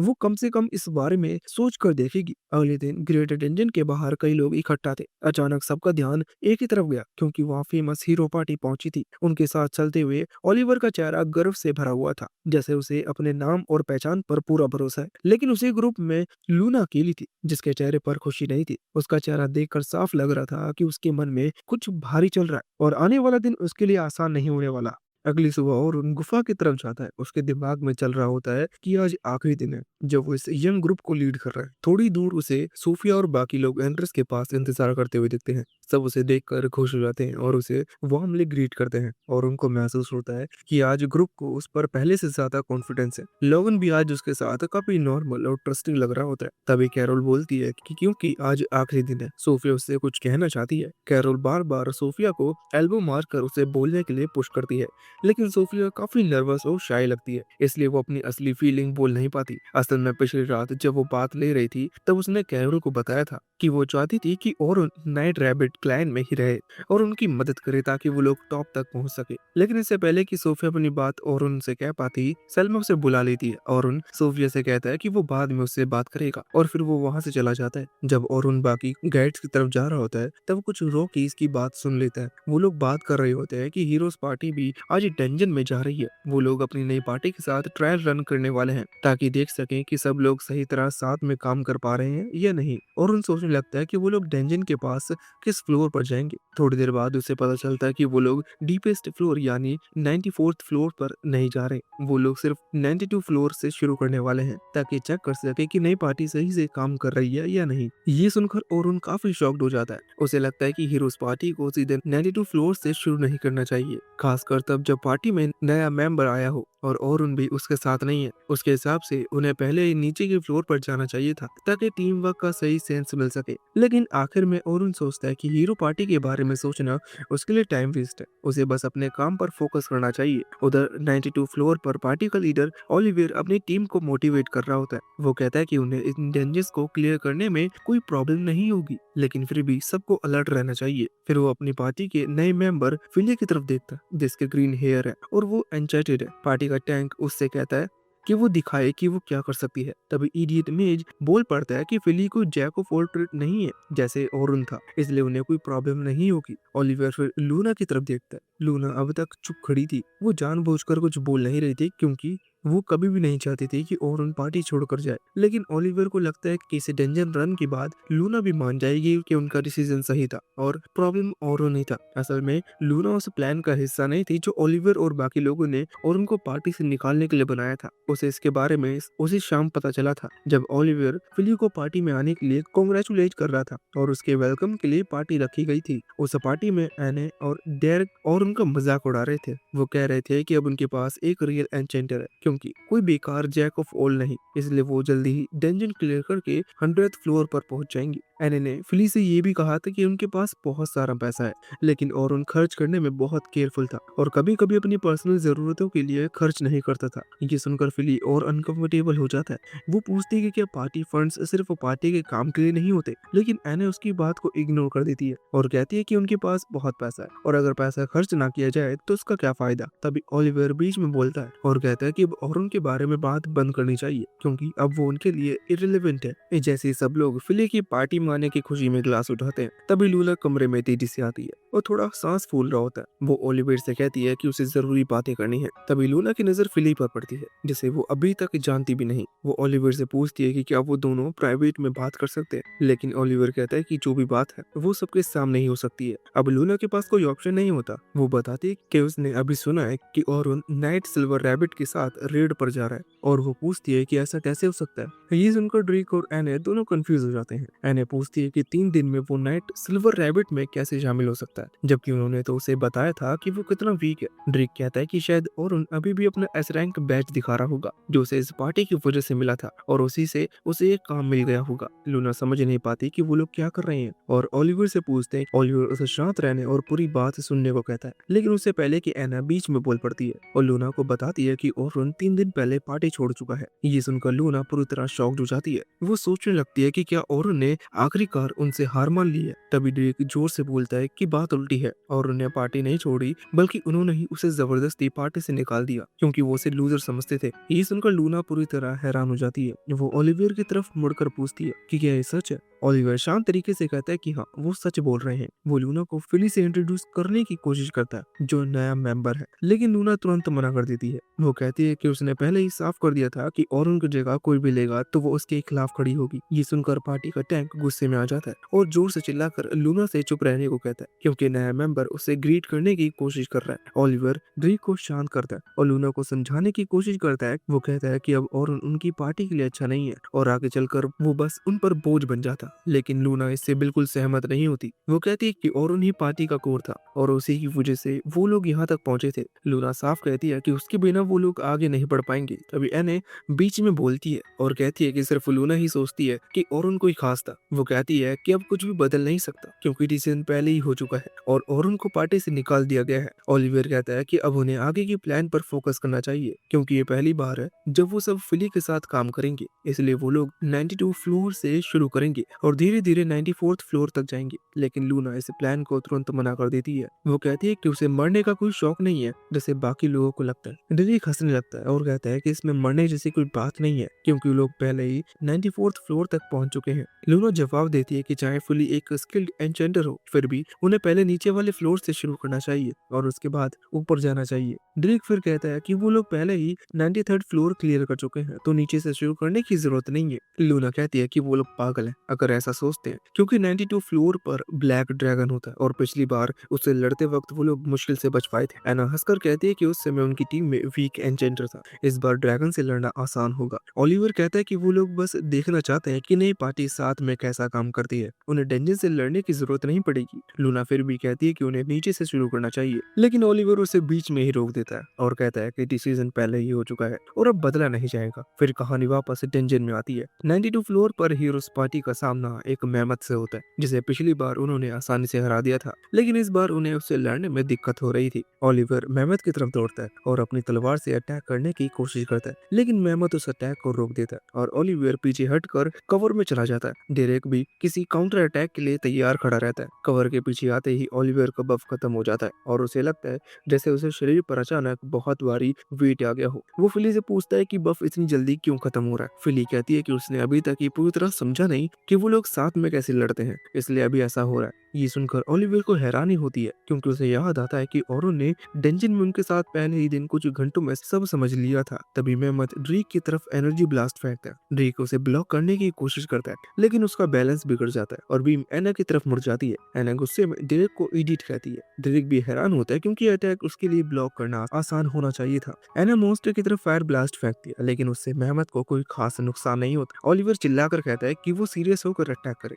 एना कहती है कि वो वही कर रही है जो हमेशा करती थी लेकिन उसी वजह से उसके अटैक कमजोर लग रहे हैं। ओलिवर फिली से कहता है कि वो एना की मैजिक पावर फिर से बढ़ाए। फिली वैसा ही करती है लेकिन जब एना फिर फायर ब्लास्ट करती है तब भी मेहमत पर कोई असर नहीं पड़ता। मेहमत गुस्से में फिर पावर ब्लास्ट करता है जो लगभग एना को लग जाता है लेकिन वो किसी तरह एक पत्थर के पीछे छिप जाती है। ओलिवर हैरान रह जाता है क्योंकि फिली की मैजिक तो औरों से भी ज्यादा स्ट्रॉन्ग होनी चाहिए थी, फिर भी वो लोग उस मॉन्स्टर के सामने स्ट्रगल कर रहे होते हैं जिसे वो पहले आसानी से हरा चुके थे। एक और एनर्जी बीम ओलिवर की तरफ आता है और वो मुश्किल से उससे बचता है। अगला अटैक ड्रीक ब्लॉक करता है। ओलिवर आने से कहती है कि वो मॉन्स्टर के पीछे जाकर अटैक करे लेकिन मॉन्स्टर उसे रोक देता है और वो पीछे भागने पर मजबूर हो जाती है। ओलिवर फिली से कहता है कि वो मॉन्स्टर के अटैक पर नजर रखे और उन्हें वॉर्न करे। फिली कहती है कि वो एक साथ इतने काम नहीं कर सकती। ओलिवर कहता है कि बैटलफील्ड के फ्लो को देखना एन्चेंटर का काम ही होता है। एना गुस्से में फिली को यूजलेस कहती है और कहती है कि उसे पार्टी में लेना ही नहीं चाहिए था। ओलिवर समझाने लगता है कि उनकी पूरी टीम पहले जितनी स्ट्रॉन्ग नहीं लग रही, वो अपनी तलवार की पूरी पावर भी इस्तेमाल नहीं कर पा रहा। थ्योरी के हिसाब से फिली की मैजिक उन्हें बहुत ज्यादा पावर देनी चाहिए थी लेकिन कुछ तो गलत हो रहा है। तभी डेंजन की गहराई से ब्लैक ड्रैगन बाहर आता है और उनकी तरफ उड़कर आने लगता है। ड्रैगन को देखकर लूना डर से पसीना पसीना हो जाती है और चिल्लाकर कहती है कि उन्हें तुरंत यहाँ से निकलना चाहिए। ड्रैगन जमीन पर उतरता है और बिना किसी मुश्किल के मेहमत को कुचल देता है। ओलिवर हैरान होता है क्योंकि ड्रैगन को अपनी जगह से बाहर नहीं आना चाहिए था, फिर भी वो वहां जाने से मना कर देता है और कहता है कि उन्हें उसे बस एक बार हराया था और फिर से हरा देगा। ड्रीक ड्रैगन की फायरबॉल ब्लॉक करने के लिए खड़ा होता है लेकिन इस बार उसकी ताकत पहले जैसी नहीं होती और वो सीधा पीछे फेंक दिया जाता है। एना फायरबॉल अटैक करने की कोशिश करती है लेकिन रॉक के पीछे होने के बावजूद भी वो भी ब्लास्ट से उछलकर बेहोश हो जाती है। लूना ओलिवर से कहती है कि उन्हें भागना होगा लेकिन ओलिवर फिली से बफ मांगता है और ड्रैगन के फायरबॉल के सामने अपना स्ट्रॉन्गेस्ट अटैक करता है। वो किसी तरह खुद को संभालता है लेकिन शॉक वेव से पीछे धकेल दिया जाता है। वो घुटनों के बल गिर जाता है और समझ ही नहीं पाता कि क्या करे। लूना उसे पकड़कर उठाती है और कहती है कि उन्हें इमरजेंसी टेलीपोर्ट क्रिस्टल इस्तेमाल करना होगा, नहीं तो वो बस मारे जाएंगे। फिली कहता है कि इमरजेंसी टेलीपोर्ट उन्हें सीधा किसी लोअर रैंक बॉस रूम में भेज देगा और वहाँ उन्हें लड़ना पड़ेगा, लेकिन लूना कहती है कि उनके पास कोई और ऑप्शन नहीं है। ओलिवर मान जाता है और अपनी टीम को पकड़कर पोर्टल खोल देता है ताकि वो भाग सके, लेकिन जैसे वो पोर्टल में जाने वाले होते हैं ड्रैगन अचानक अटैक करता है और उन्हें पीछे धकेल देता है। फिर वो खुद भी पोर्टल के अंदर चला जाता है और गायब हो जाता है। पहले ड्रिक को लगता है कि ये ठीक हुआ लेकिन लूना कहती है कि ये बहुत बुरा हुआ है क्योंकि अब कोई लो रैंक एडवेंचर पार्टी ड्रैगन के हाथों मारी जाएगी। वो कहती है कि उन्हें तुरंत गिल्ड जाना होगा और डेंजन में मौजूद सब लोगों को फोर्स टेलीपोर्ट करवाना होगा। ओलिवर सहमत होता है और वो लोग बाहर की तरफ भागने लगते हैं। तभी लूना उन्हें बताती है कि उन्हें इतना वीक क्यों लग रहा है। वो कहती है कि औरों ने कुछ ओरिजिनल स्पेल बनाए थे जो उसकी मैजिक अटैक की स्ट्रेंथ को 50 टाइम तक बढ़ा देते हैं। ये सुनकर फिली हैरान हो जाती है क्योंकि सलमा भी सिर्फ 10 टाइम तक पावर बढ़ा पाती थी। लूना कहती है कि ये सच है कि इसी वजह से उन्हें लगता है कि वो लोग बहुत स्ट्रॉन्ग है। असल में वो लोग सिर्फ तब स्ट्रॉन्ग होते हैं जब और उनके साथ होता है। उसके बिना वो बस एक नॉर्मल और मेडिक और एडवेंचर ग्रुप है। लेकिन ओलिवर भी इस बात को मानने से इनकार कर देता है। वो कहता है कि वो बिना और उनके भी ड्रैगन को मार कर दिखाएगा और वो जल्दी से जल्दी गिल्ड की तरफ भागते हैं इस उम्मीद में कि ड्रैगन ने अभी तक किसी को मारा ना होगा। 5th फ्लोर पर और उन्हें अपनी पार्टी को बताता है कि जैसे ही वो लोग 51st फ्लोर तक पहुंचेंगे उनका मिशन पूरा हो जाएगा। उसके बाद वो टेलीपोर्टेशन क्रिस्टल की मदद से वापस लौट जाएंगे। उसकी बात सुनकर पार्टी के सभी लोग सिर हिलाकर सहमति जताते हैं। लेकिन और उनके पेट में एक अजीब सा डर महसूस होता है। वो चारों तरफ देखता है लेकिन उसे कुछ भी गलत नजर नहीं आता। वो ऊपर आसमान की तरफ देखता है जहाँ काले बादल सूरज को पूरी तरह ढक चुके होते हैं। वो सोचने लगता है कि उसे ऐसे अजीब फीलिंग क्यों आ रही है। सब कुछ अभी ठीक लग रहा है। थोड़ी देर में वो लोग फ्लोर बॉस से लड़ेंगे। गाइड्स के लिए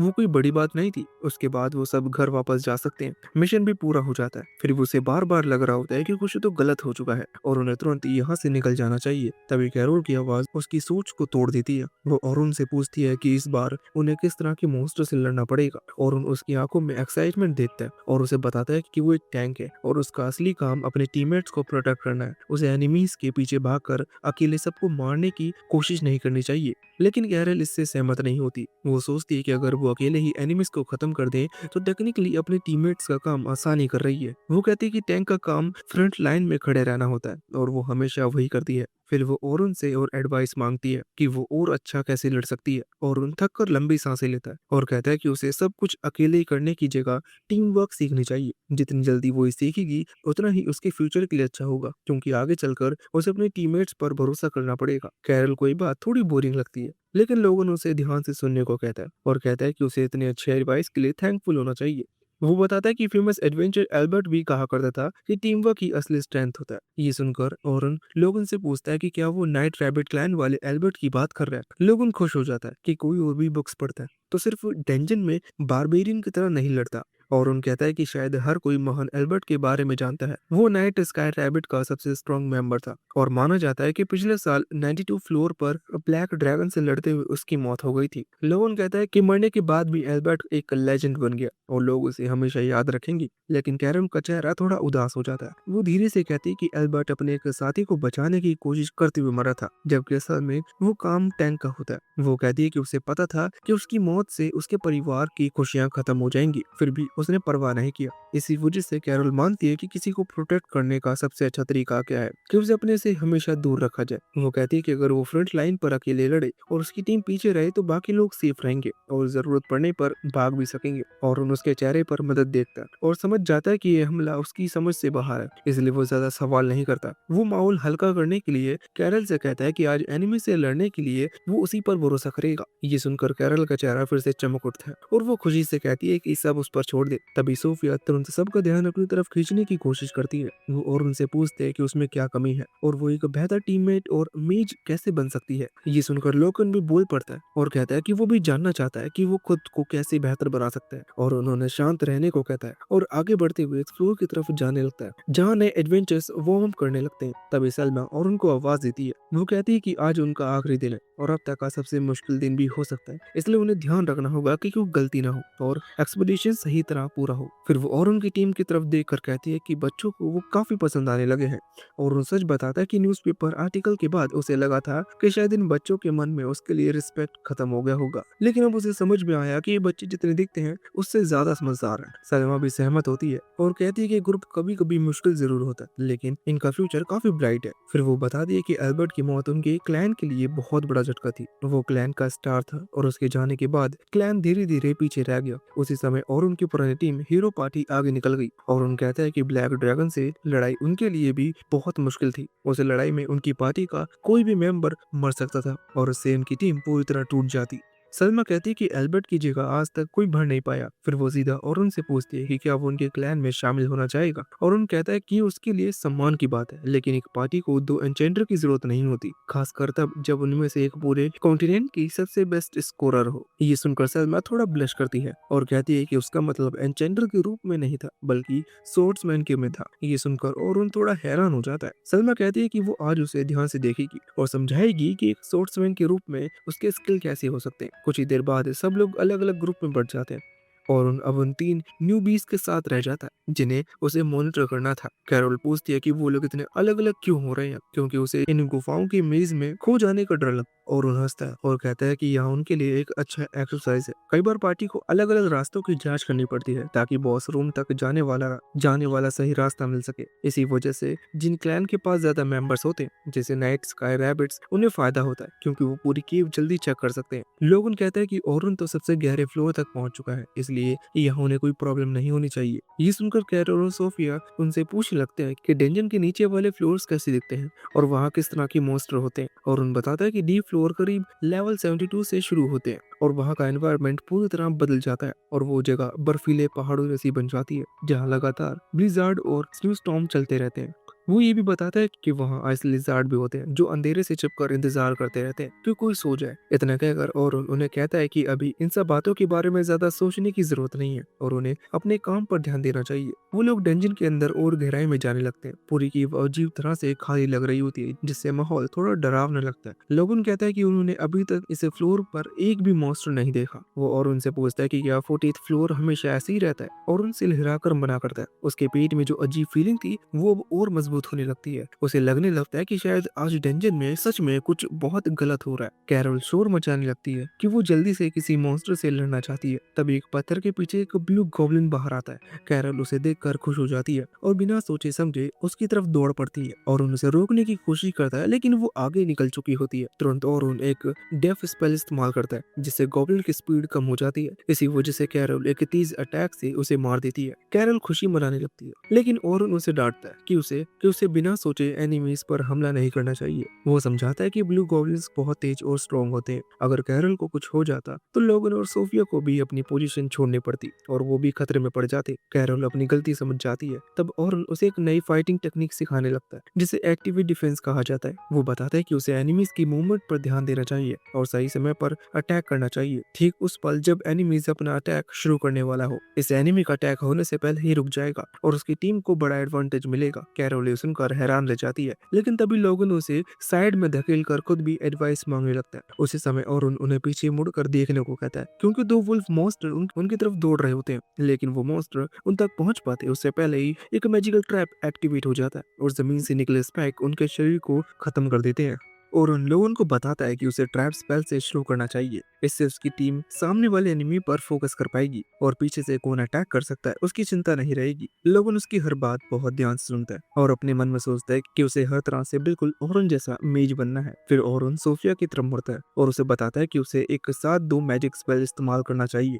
सोफिया को ये सुनकर लगता है कि ये काफी मुश्किल होगा, लेकिन ओरन उसे समझाता है कि ये इतना कठिन नहीं है जितना सुनने में लगता है और थोड़ी प्रैक्टिस के साथ कोई भी एक साथ दो स्पेल चला सकता है। वो ये भी बताता है कि एडवांस लेवल की कास्टर तो एक साथ कई स्पेल भी चला सकते हैं। ये सुनकर सोफिया हैरान रह जाती है और पूछती है कि वो बस वही स्पेल क्यों ना सीखे जो वो पहले से इस्तेमाल करती है, लेकिन उसका स्ट्रॉन्ग वर्जन हो। तब ओरन समझाता है कि स्ट्रॉन्ग मैजिक अटैक इस्तेमाल करने में, उन्हें तैयार करने और प्रोसेस करने में समय लग जाता है और उस दौरान मेज कुछ भी नहीं कर पाता और पूरी तरह खुला रह जाता है। अगर वो मल्टीपल स्पेल इस्तेमाल करना सीख ले तो पहला स्पेल फायर होने से पहले ही दूसरा स्पेल तैयार कर सकती है। इससे उसके बीच का खाली समय लगभग खत्म ही हो जाएगा और लड़ाई से उसे कमजोरी का सामना नहीं करना पड़ेगा। आखिरकार वो बॉस रूम तक पहुंच जाते हैं जहां गार्ड्स एक साथ आते हैं और न्यूबीज से कहते हैं कि वो पीछे खड़े होकर देखे जबकि वो बॉस से लड़ते हैं। और उन बाकी सबके साथ बॉस रूम में जाता है और सबको कहता है कि वो अटैक पर फोकस करे और वो उन्हें जितना हो सके सपोर्ट करेगा। लड़ाई शुरू होते ही और तुरंत मौका पकड़कर मॉन्स्टर के पैरों पर वार करता है, ठीक उसी समय जब वो अटैक करने वाला होता है और मॉन्स्टर पीछे लड़खड़ा जाता है। इससे पहले कि मॉन्स्टर खुद को संभाल पाता और पहले ही उसके पीछे ट्रैप लगा चुका होता है। जो बॉस के पीछे दीवार बना देता है और उसे बचने नहीं देता। सलमा तुरंत मल्टीकास्ट मैजिक इस्तेमाल करती है और एक साथ 5 मैजिक सर्कल बनाकर लड़ाई खत्म कर देता है। न्यूबीज ये सब देखकर हैरान रह जाते हैं क्योंकि पूरी लड़ाई एक पल में खत्म हो जाती है। लोगों को यकीन नहीं होता कि ए रैंक एडवेंचर्स इतनी सटीकता से लड़ते हैं, जहां एक भी कदम बेकार नहीं जाता और सब कुछ बिल्कुल परफेक्ट होता है। इसके बाद एक्सपीडिशन आगे बढ़ती है और एक एक करके कई फ्लोर साफ करते हुए आखिर में फ्लोर 50 के बॉस रूम तक पहुंच जाती हैं। वहां का बॉस बहुत ही बड़ा क्रैब निकलता है जिसका शेल लगभग टूटने वाला नहीं होता। सलमा ओरुन से कहती है कि वो उन सब में सबसे स्ट्रांग है और अगर वो क्रैब के बड़े क्लो को काट देती है तो बाकी लोग आसानी से उसे खत्म कर सकते हैं और सब लोग घर लौटकर जश्न मना सकते हैं। ओरुन मुस्कुराता है और अपनी तलवार निकालकर कॉन्फिडेंस के साथ मॉन्स्टर की तरफ बढ़ता है। टैंक उसे सावधान रहने को कहता है क्योंकि क्रैब की शेल बहुत मजबूत होती है और उसे तोड़ना मुश्किल होती है, लेकिन ओरुन को जैसे इसकी परवाह नहीं होती।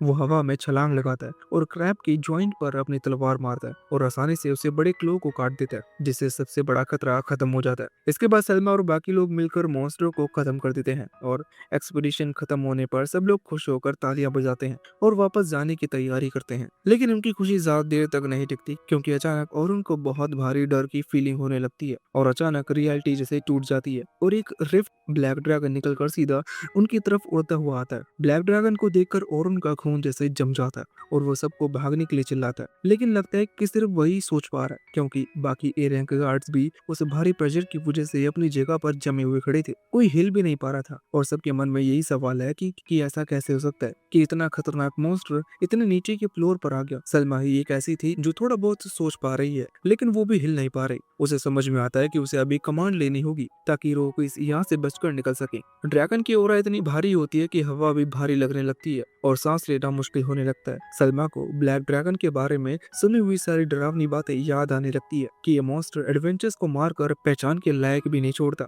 इसी बीच और जल्दी जल्दी सोचने लगता है कि इस हालत से कैसे निकला जाए। तभी उसे याद आता है कि इस फ्लोर का बॉस पहले ही मारा जा चुका है, जिसका मतलब है कि अगर वो केव के आखिर में मौजूद क्रिस्टल तक पहुंच जाए तो टेलीपोर्ट करके वापस जा सकते हैं। यही एक रास्ता है। वो पीछे मुड़कर सबको अपने प्लान बताने की सोचता है लेकिन देखता है कि सब लोग जैसे ट्रांस में खड़े हैं और ड्रैगन को घूर रहे हैं। मॉन्स्टर आमतौर पर बड़े ग्रुप्स की तरफ खींचते हैं, इसलिए ड्रैगन भी वही करेगा और अगर वो अभी नहीं हिले तो सब खत्म हो जाएगा। एक पल के लिए और उनके मन में आता है कि वो अकेले क्रिस्टल तक भाग जाए क्योंकि शायद वो खुद बच सकता है, लेकिन वो तुरंत इस सोच को अपने दिमाग से निकाल देता है और समझ जाता है कि उसे ड्रैगन से लड़कर बाकी सबको भागने का समय देना होगा। वो तय करता है कि वो अपने साथियों को कभी धोखा नहीं देगा और ड्रैगन से लड़ेगा। वो अपनी तलवार कसकर पकड़ता है और बाकी गाइड्स को पोजीशन लेने के लिए चिल्लाता है जिससे सब लोग ट्रांस से बाहर आ जाते हैं। सलमा भी होश में आ जाती है और तुरंत आदेश देती है कि रॉकीज को बचाने के लिए डिफेंसिव फॉर्मेशन बनाओ। इमेज तुरंत मैजिक बैरियर बनाती है ताकि ड्रैगन के अटैक का डैमेज रोका जा सके, लेकिन सलमा को समझ में आता है कि उसका मैजिक इतना स्ट्रॉन्ग नहीं है कि ड्रैगन के ब्लास्ट को रोक सके। उधर और बिना डरे ड्रैगन की तरफ दौड़ता है और साथ ही एक प्रोटेक्टिव स्पेल डाल देता है जिससे गाइड्स की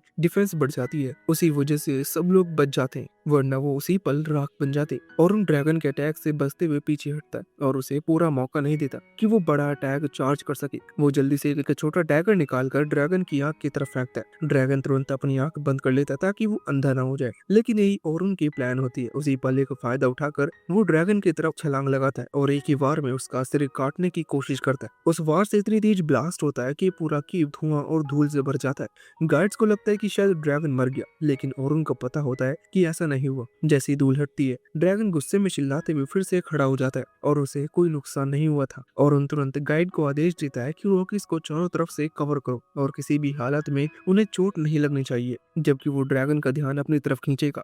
सलमा को इस प्लान पर थोड़ी सी चिंता होती है, लेकिन औरुन उसे भरोसा दिलाता है कि उसके पास एक प्लान है। इसके बाद औरुन ड्रैगन की तरफ दौड़ पड़ता है। ड्रैगन आग वाला अटैक छोड़ता है, लेकिन औरुन हर बार उसे बचता हुआ मॉन्स्टर के चारों तरफ घूमता रहता है ताकि उसका ध्यान उसकी तरफ रख सके।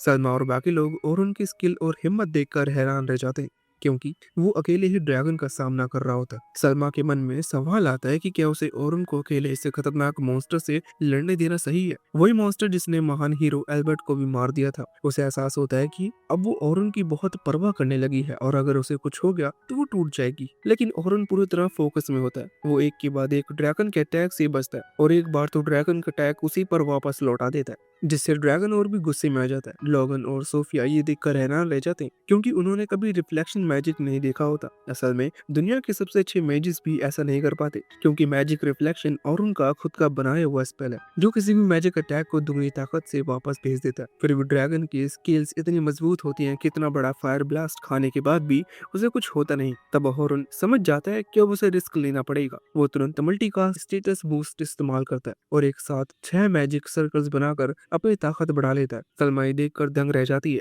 क्योंकि हाई लेवल मेजिस भी 3 से ज्यादा सर्कल बनाते समय स्ट्रगल करते हैं, लेकिन औरों ने 6 बना दिए। सलमा सोचती है कि क्या उसे उसकी मदद करनी चाहिए, क्योंकि इतना बूस्ट लेने के बाद भी ड्रैगन को हराना मुश्किल होगा। लेकिन इससे पहले कि वो कुछ तय कर पाती, औरों अपने ऊपर एक और ऑल स्टेट बूस्ट डाल देता है और फिर एक और। कुल मिलाकर वो अपनी ताकत 6 बार बढ़ा देता है। ये देखकर वेट्स पूरी तरह हैरान रह जाते हैं, क्योंकि ऐसा करना लगभग नामुमकिन माना जाता है और उनका शरीर बिजली की तरह चमकने लगता है, जैसे कोई सुपर सीन बन गया हो। ड्रैगन उसकी तरफ टील से अटैक करता है, लेकिन और इतनी तेजी से गायब होकर केव की दीवार के किनारे पर दिखाई देता है कि सलमा को लगता है जैसे वो टेलीपोर्ट हो गया हो। सलमा कांपने लगती है, क्योंकि अब उसे औरों की असली ताकत का अंदाजा हो जाता है। वो समझ जाती है कि औरों किसी भी सपोर्ट मेज से बहुत आगे निकल चुका है और अपने नए स्पेल से मैजिक को इस्तेमाल करने का तरीका ही बदल रहा है। और उन जमीन पर उतरता है, लेकिन उसकी नाक से खून निकलने लगता है। उसे पता था कि उसने अपनी स्टेट इंसान की लिमिट से भी ऊपर बढ़ा दी है, लेकिन उसका शरीर अभी भी इंसान का ही है और उतनी ज्यादा ताकत का दबाव सहन नहीं कर पा रहा।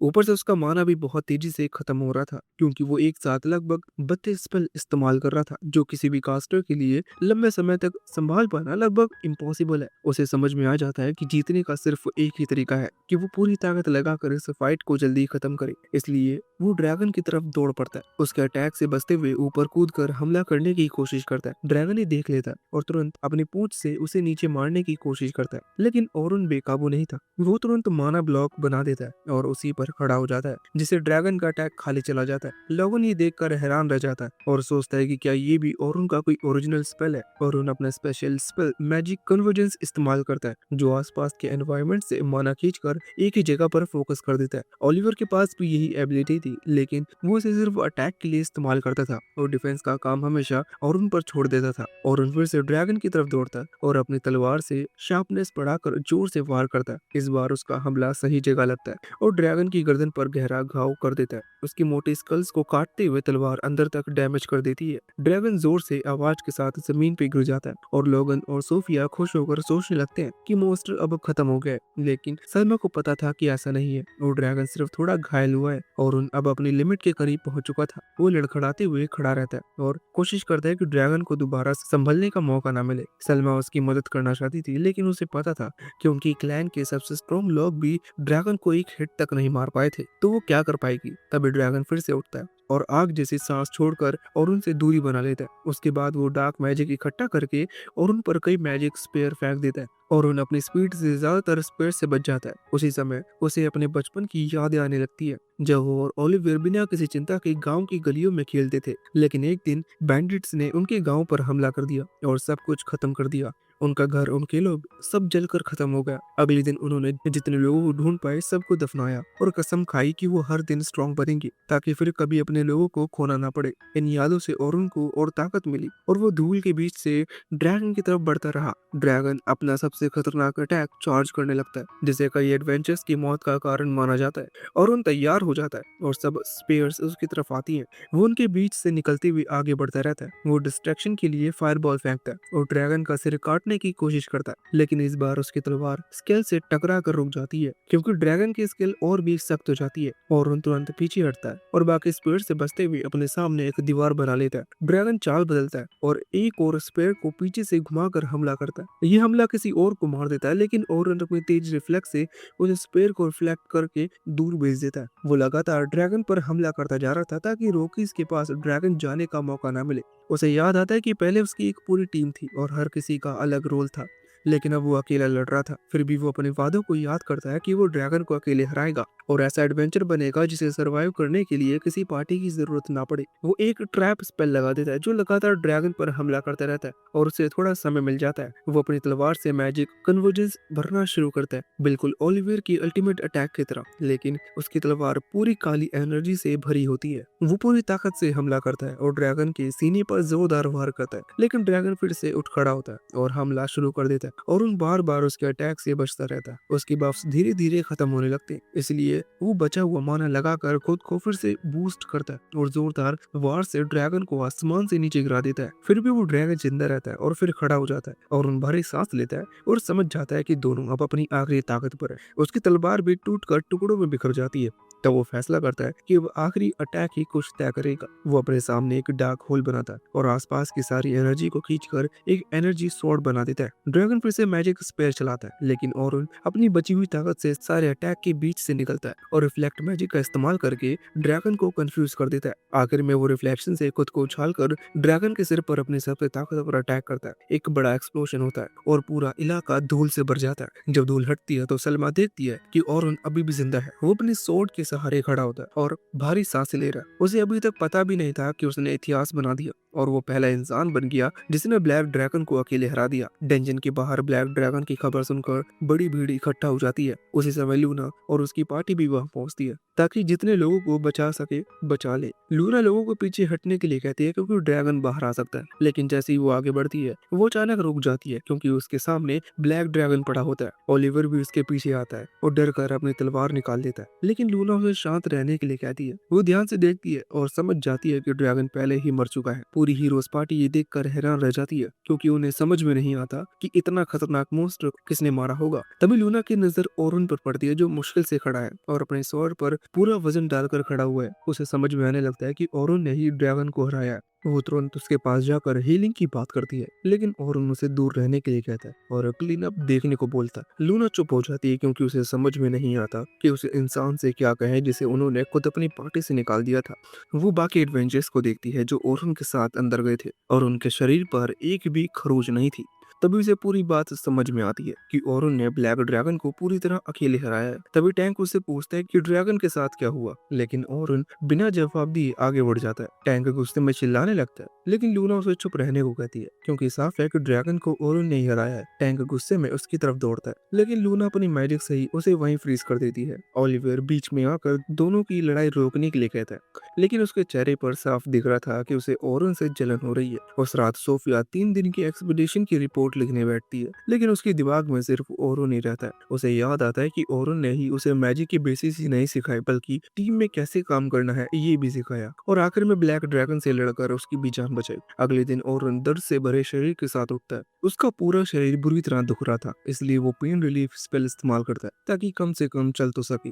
तभी सलमा उससे मिलने आती है और दोनों डिनर में बैठकर ब्लैक कॉफी के साथ बातें करते हैं। सलमा उसका शुक्रिया अदा करती है कि उसने उसकी और सभी रोकीज की जान बचाई। बाद में वो उसे गिल्ड हाउस चलने को कहती है क्योंकि गिल्ड लीडर उससे मिलना चाहता था। वहां पहुंचकर लीडर सीधे और उनको ऑफर देता है कि वो उनकी clan night sky silver rabbit की सबसे स्ट्रॉन्ग पार्टी में फर्स्ट लाइन अटैकर बन जाए। साथ ही उसे क्लैन का लिeutenant बनने का भी ऑफर दिया जाता है। ये सुनकर और हैरान रह जाता है क्योंकि लिeutenant बनना बहुत ही बड़ी बात होती है और आमतौर पर क्लैन के पुराने मेंबर्स को ही ये पोजीशन मिलती है। वो तुरंत जवाब देने के बजाय थोड़ा समय मांगता है ताकि सोच सके। बाद में वो एक पुराने आर्मर बनाने वाले आदमी से सलाह लेने चाहता है क्योंकि उसे डर था कि कहीं उसे फिर से इस्तेमाल करके छोड़ ना दिया जाए। कुछ समय बाद एडवेंचर्स गिल्ड उसे इंक्वायरी मीटिंग के लिए बुलाती है। वहाँ गिल्ड मास्टर उससे पूछता है कि क्या सच में ब्लैक ड्रैगन 50th फ्लोर पर आया था और क्या उसे अकेले उससे लड़ना पड़ा, और उन हाँ में जवाब देता है। लेकिन रैक बीच में बोलकर दावा करता है कि ड्रैगन को पहले उन्होंने कमजोर किया था और ओरुन ने बस आखिरी वार किया। ओरुन ये सुनकर गुस्से में उन्हें चुप रहने को कहता है। फिर वो ओलिवर से पूछता है कि उसने नए एन्चेंटर लेने के बाद भी सीधा फ्लोर 92 पर जाने का फैसला क्यों किया। वो बताता है कि वो कई बार चेतावनी दे चुका था कि उनकी टीम अभी उतनी स्ट्रांग नहीं है। ओलिवर घमंड में जवाब देता है कि टीम पहले कमजोर थी क्योंकि ओरुन उनके साथ था। ये सुनकर ओरुन और गुस्सा हो जाता है और कहता है कि असली समस्या ये है कि ओलिवर एन्चेंटर्स की मेहनत की कोई रिस्पेक्ट नहीं करता। ओलिवर कहता है कि एन्चेंटर का काम बहुत आसान होता है क्योंकि उन्हें बस पीछे खड़े होकर बफ देना होता है। तब ओरुन खड़े होकर बताता है कि हर मेंबर का बफ टाइमर अलग होता है और एन्चेंटर को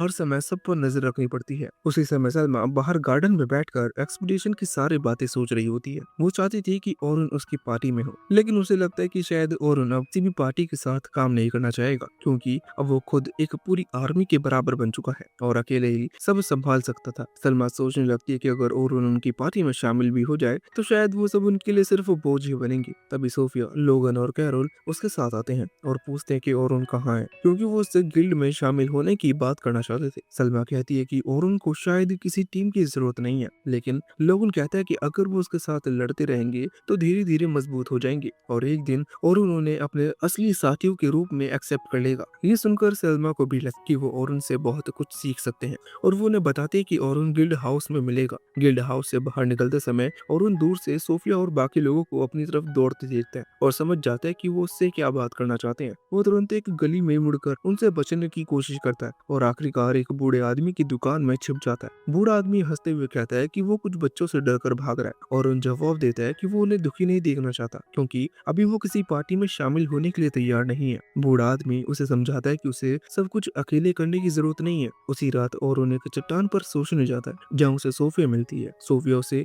उनकी जान बचाने के लिए थैंक यू कहती है और नाइट स्काई सिल्वर रैबिट में शामिल होने के लिए कहती है और उनसे पूछता है कि उसके लिए गिल्ड क्या मायने रखती है। सोफिया कहती है कि गिल्ड उसके लिए घर जैसा है और यही वो बिलोंग करती है। ये सुनकर और अपना फैसला करता है और अगली सुबह वो गिल्ड लीडर से मिलकर नाइट स्काई सिल्वर रैबिट में शामिल होने का ऑफर एक्सेप्ट कर लेता है। कुछ समय बाद और उनको अपने बचपन की याद आती है जब वो ओलिवर के साथ ट्रेनिंग करता था। उस समय उसकी दोस्त सियोन भी उसके साथ थी जो उस पर बहुत भरोसा करती थी, लेकिन बाद में सियोन को एक ये गलत खबर मिलती है कि ओरुन चर्च की दवा की वजह से मर गया। ये सुनकर उसका दिल टूट जाता है और वो चर्च से बदला लेने की कसम खा लेती है। इसी वजह से वो एक खतरनाक कल्ट में शामिल हो जाती है। इधर ओरुन नाइट स्काई सिल्वर रैबिट की मीटिंग में शामिल होता है जहाँ लीडर सबको बताता है कि ब्लैक ड्रैगन को हराने में ओरुन की सबसे बड़ी भूमिका थी। वो ऐलान करता है कि ओरुन को क्लैन का नया लिeutenant बनाया जाएगा ताकि वो हीरो एल्बर्ट की जगह ले सके। कुछ लोग इस फैसले का सवाल उठाते हैं, लेकिन ओरुन साफ कहता है कि वो क्लैन के लिए नहीं बल्कि अपने साथियों के लिए सपोर्ट करने के लिए लड़ेगा। आखिरकार वोट लिया जाता है और भारी वोट से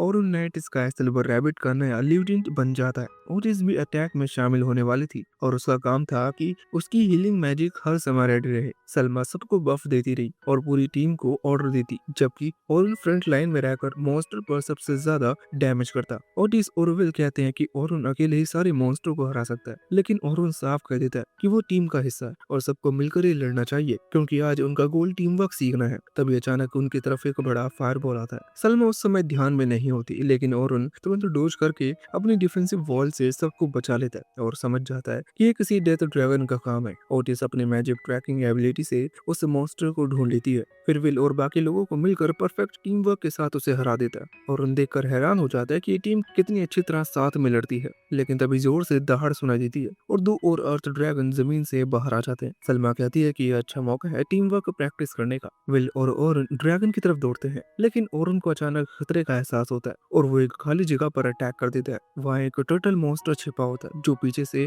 हमला करने वाला था। सलमा तुरंत प्लान बनाती है। रेने और ओटिस को टर्टल से लड़ने भेज देती है, जबकि विल और ओरुन ड्रैगन को संभालते हैं। सही समय देखकर ओरुन अपने अटैक से दोनों ड्रैगन को खत्म कर देता है और उधर लड़कियां भी मिलकर टर्टल मॉन्स्टर को हरा देती हैं। लड़ाई खत्म होने के बाद ओरुन कहता है कि काफी समय बाद उसे कोई फाइट इतनी आसान लगी। सलमा उससे पूछती है कि क्या उनकी टीम फ्लोर 22 का सामना करने के लिए तैयार है। ओरुन कहता है कि अगर वो शांत रहकर लड़े तो वो ब्लैक ड्रैगन को भी हरा सकते हैं। शाम तक वो अपना मिशन पूरा कर लेते हैं और 9 न्यूयॉर्क से शिप की प्लेट्स इकट्ठा कर लेते हैं। बाद में सब लोग पब में जाकर सेलिब्रेशन करते हैं। थोड़ी देर बाद सलमा नशे में ओरुन के बहुत करीब आने लगती है और रेने भी उसके पास आ जाती है, जिससे ओरुन परेशान हो जाता है और आखिर में वो स्लीप मैजिक इस्तेमाल करके दोनों को सुला देता है। अगले दिन ओरुन को एडवेंचर मैनेजमेंट ऑफिस बुलाया जाता है जहाँ स्टेला और कार्ला उसे बात करते हैं। उसे बताते हैं कि वो अब ग्रुप 10 के नए ट्रेनर्स को ट्रेन करेगा और उन्हें जिम्मेदारी एक्सेप्ट कर लेता है और ट्रेनिंग रूम में जाकर सोफिया, लोगन और कैरोल से मिलता है। वो उन्हें बताता है कि अब से वही उनका ट्रेनर होगा और उन्हें अपने गोल याद रखकर पूरी मेहनत से ट्रेनिंग करनी होगी। सोफिया कहती है कि वो अपनी बहन सलमा जैसी बनना चाहती है। लोगन बताता है कि वो अपने गरीब गांव की मदद के लिए एडवेंचर बनना चाहता है और कैरोल कहती है कि वो मॉन्स्टर को मारती है क्योंकि इससे लोगों के चेहरे पर स्माइल आती है। ट्रेनिंग के दौरान औरुन देखता है कि कैरोल बहुत रेकलेस तरीके से लड़ती है और डिफेंस पर ध्यान नहीं देती। जब वो उससे रोक तो कैरल अपना हाथ खुद काट कर दिखाती है और उसका जख्म तुरंत हील हो जाता है।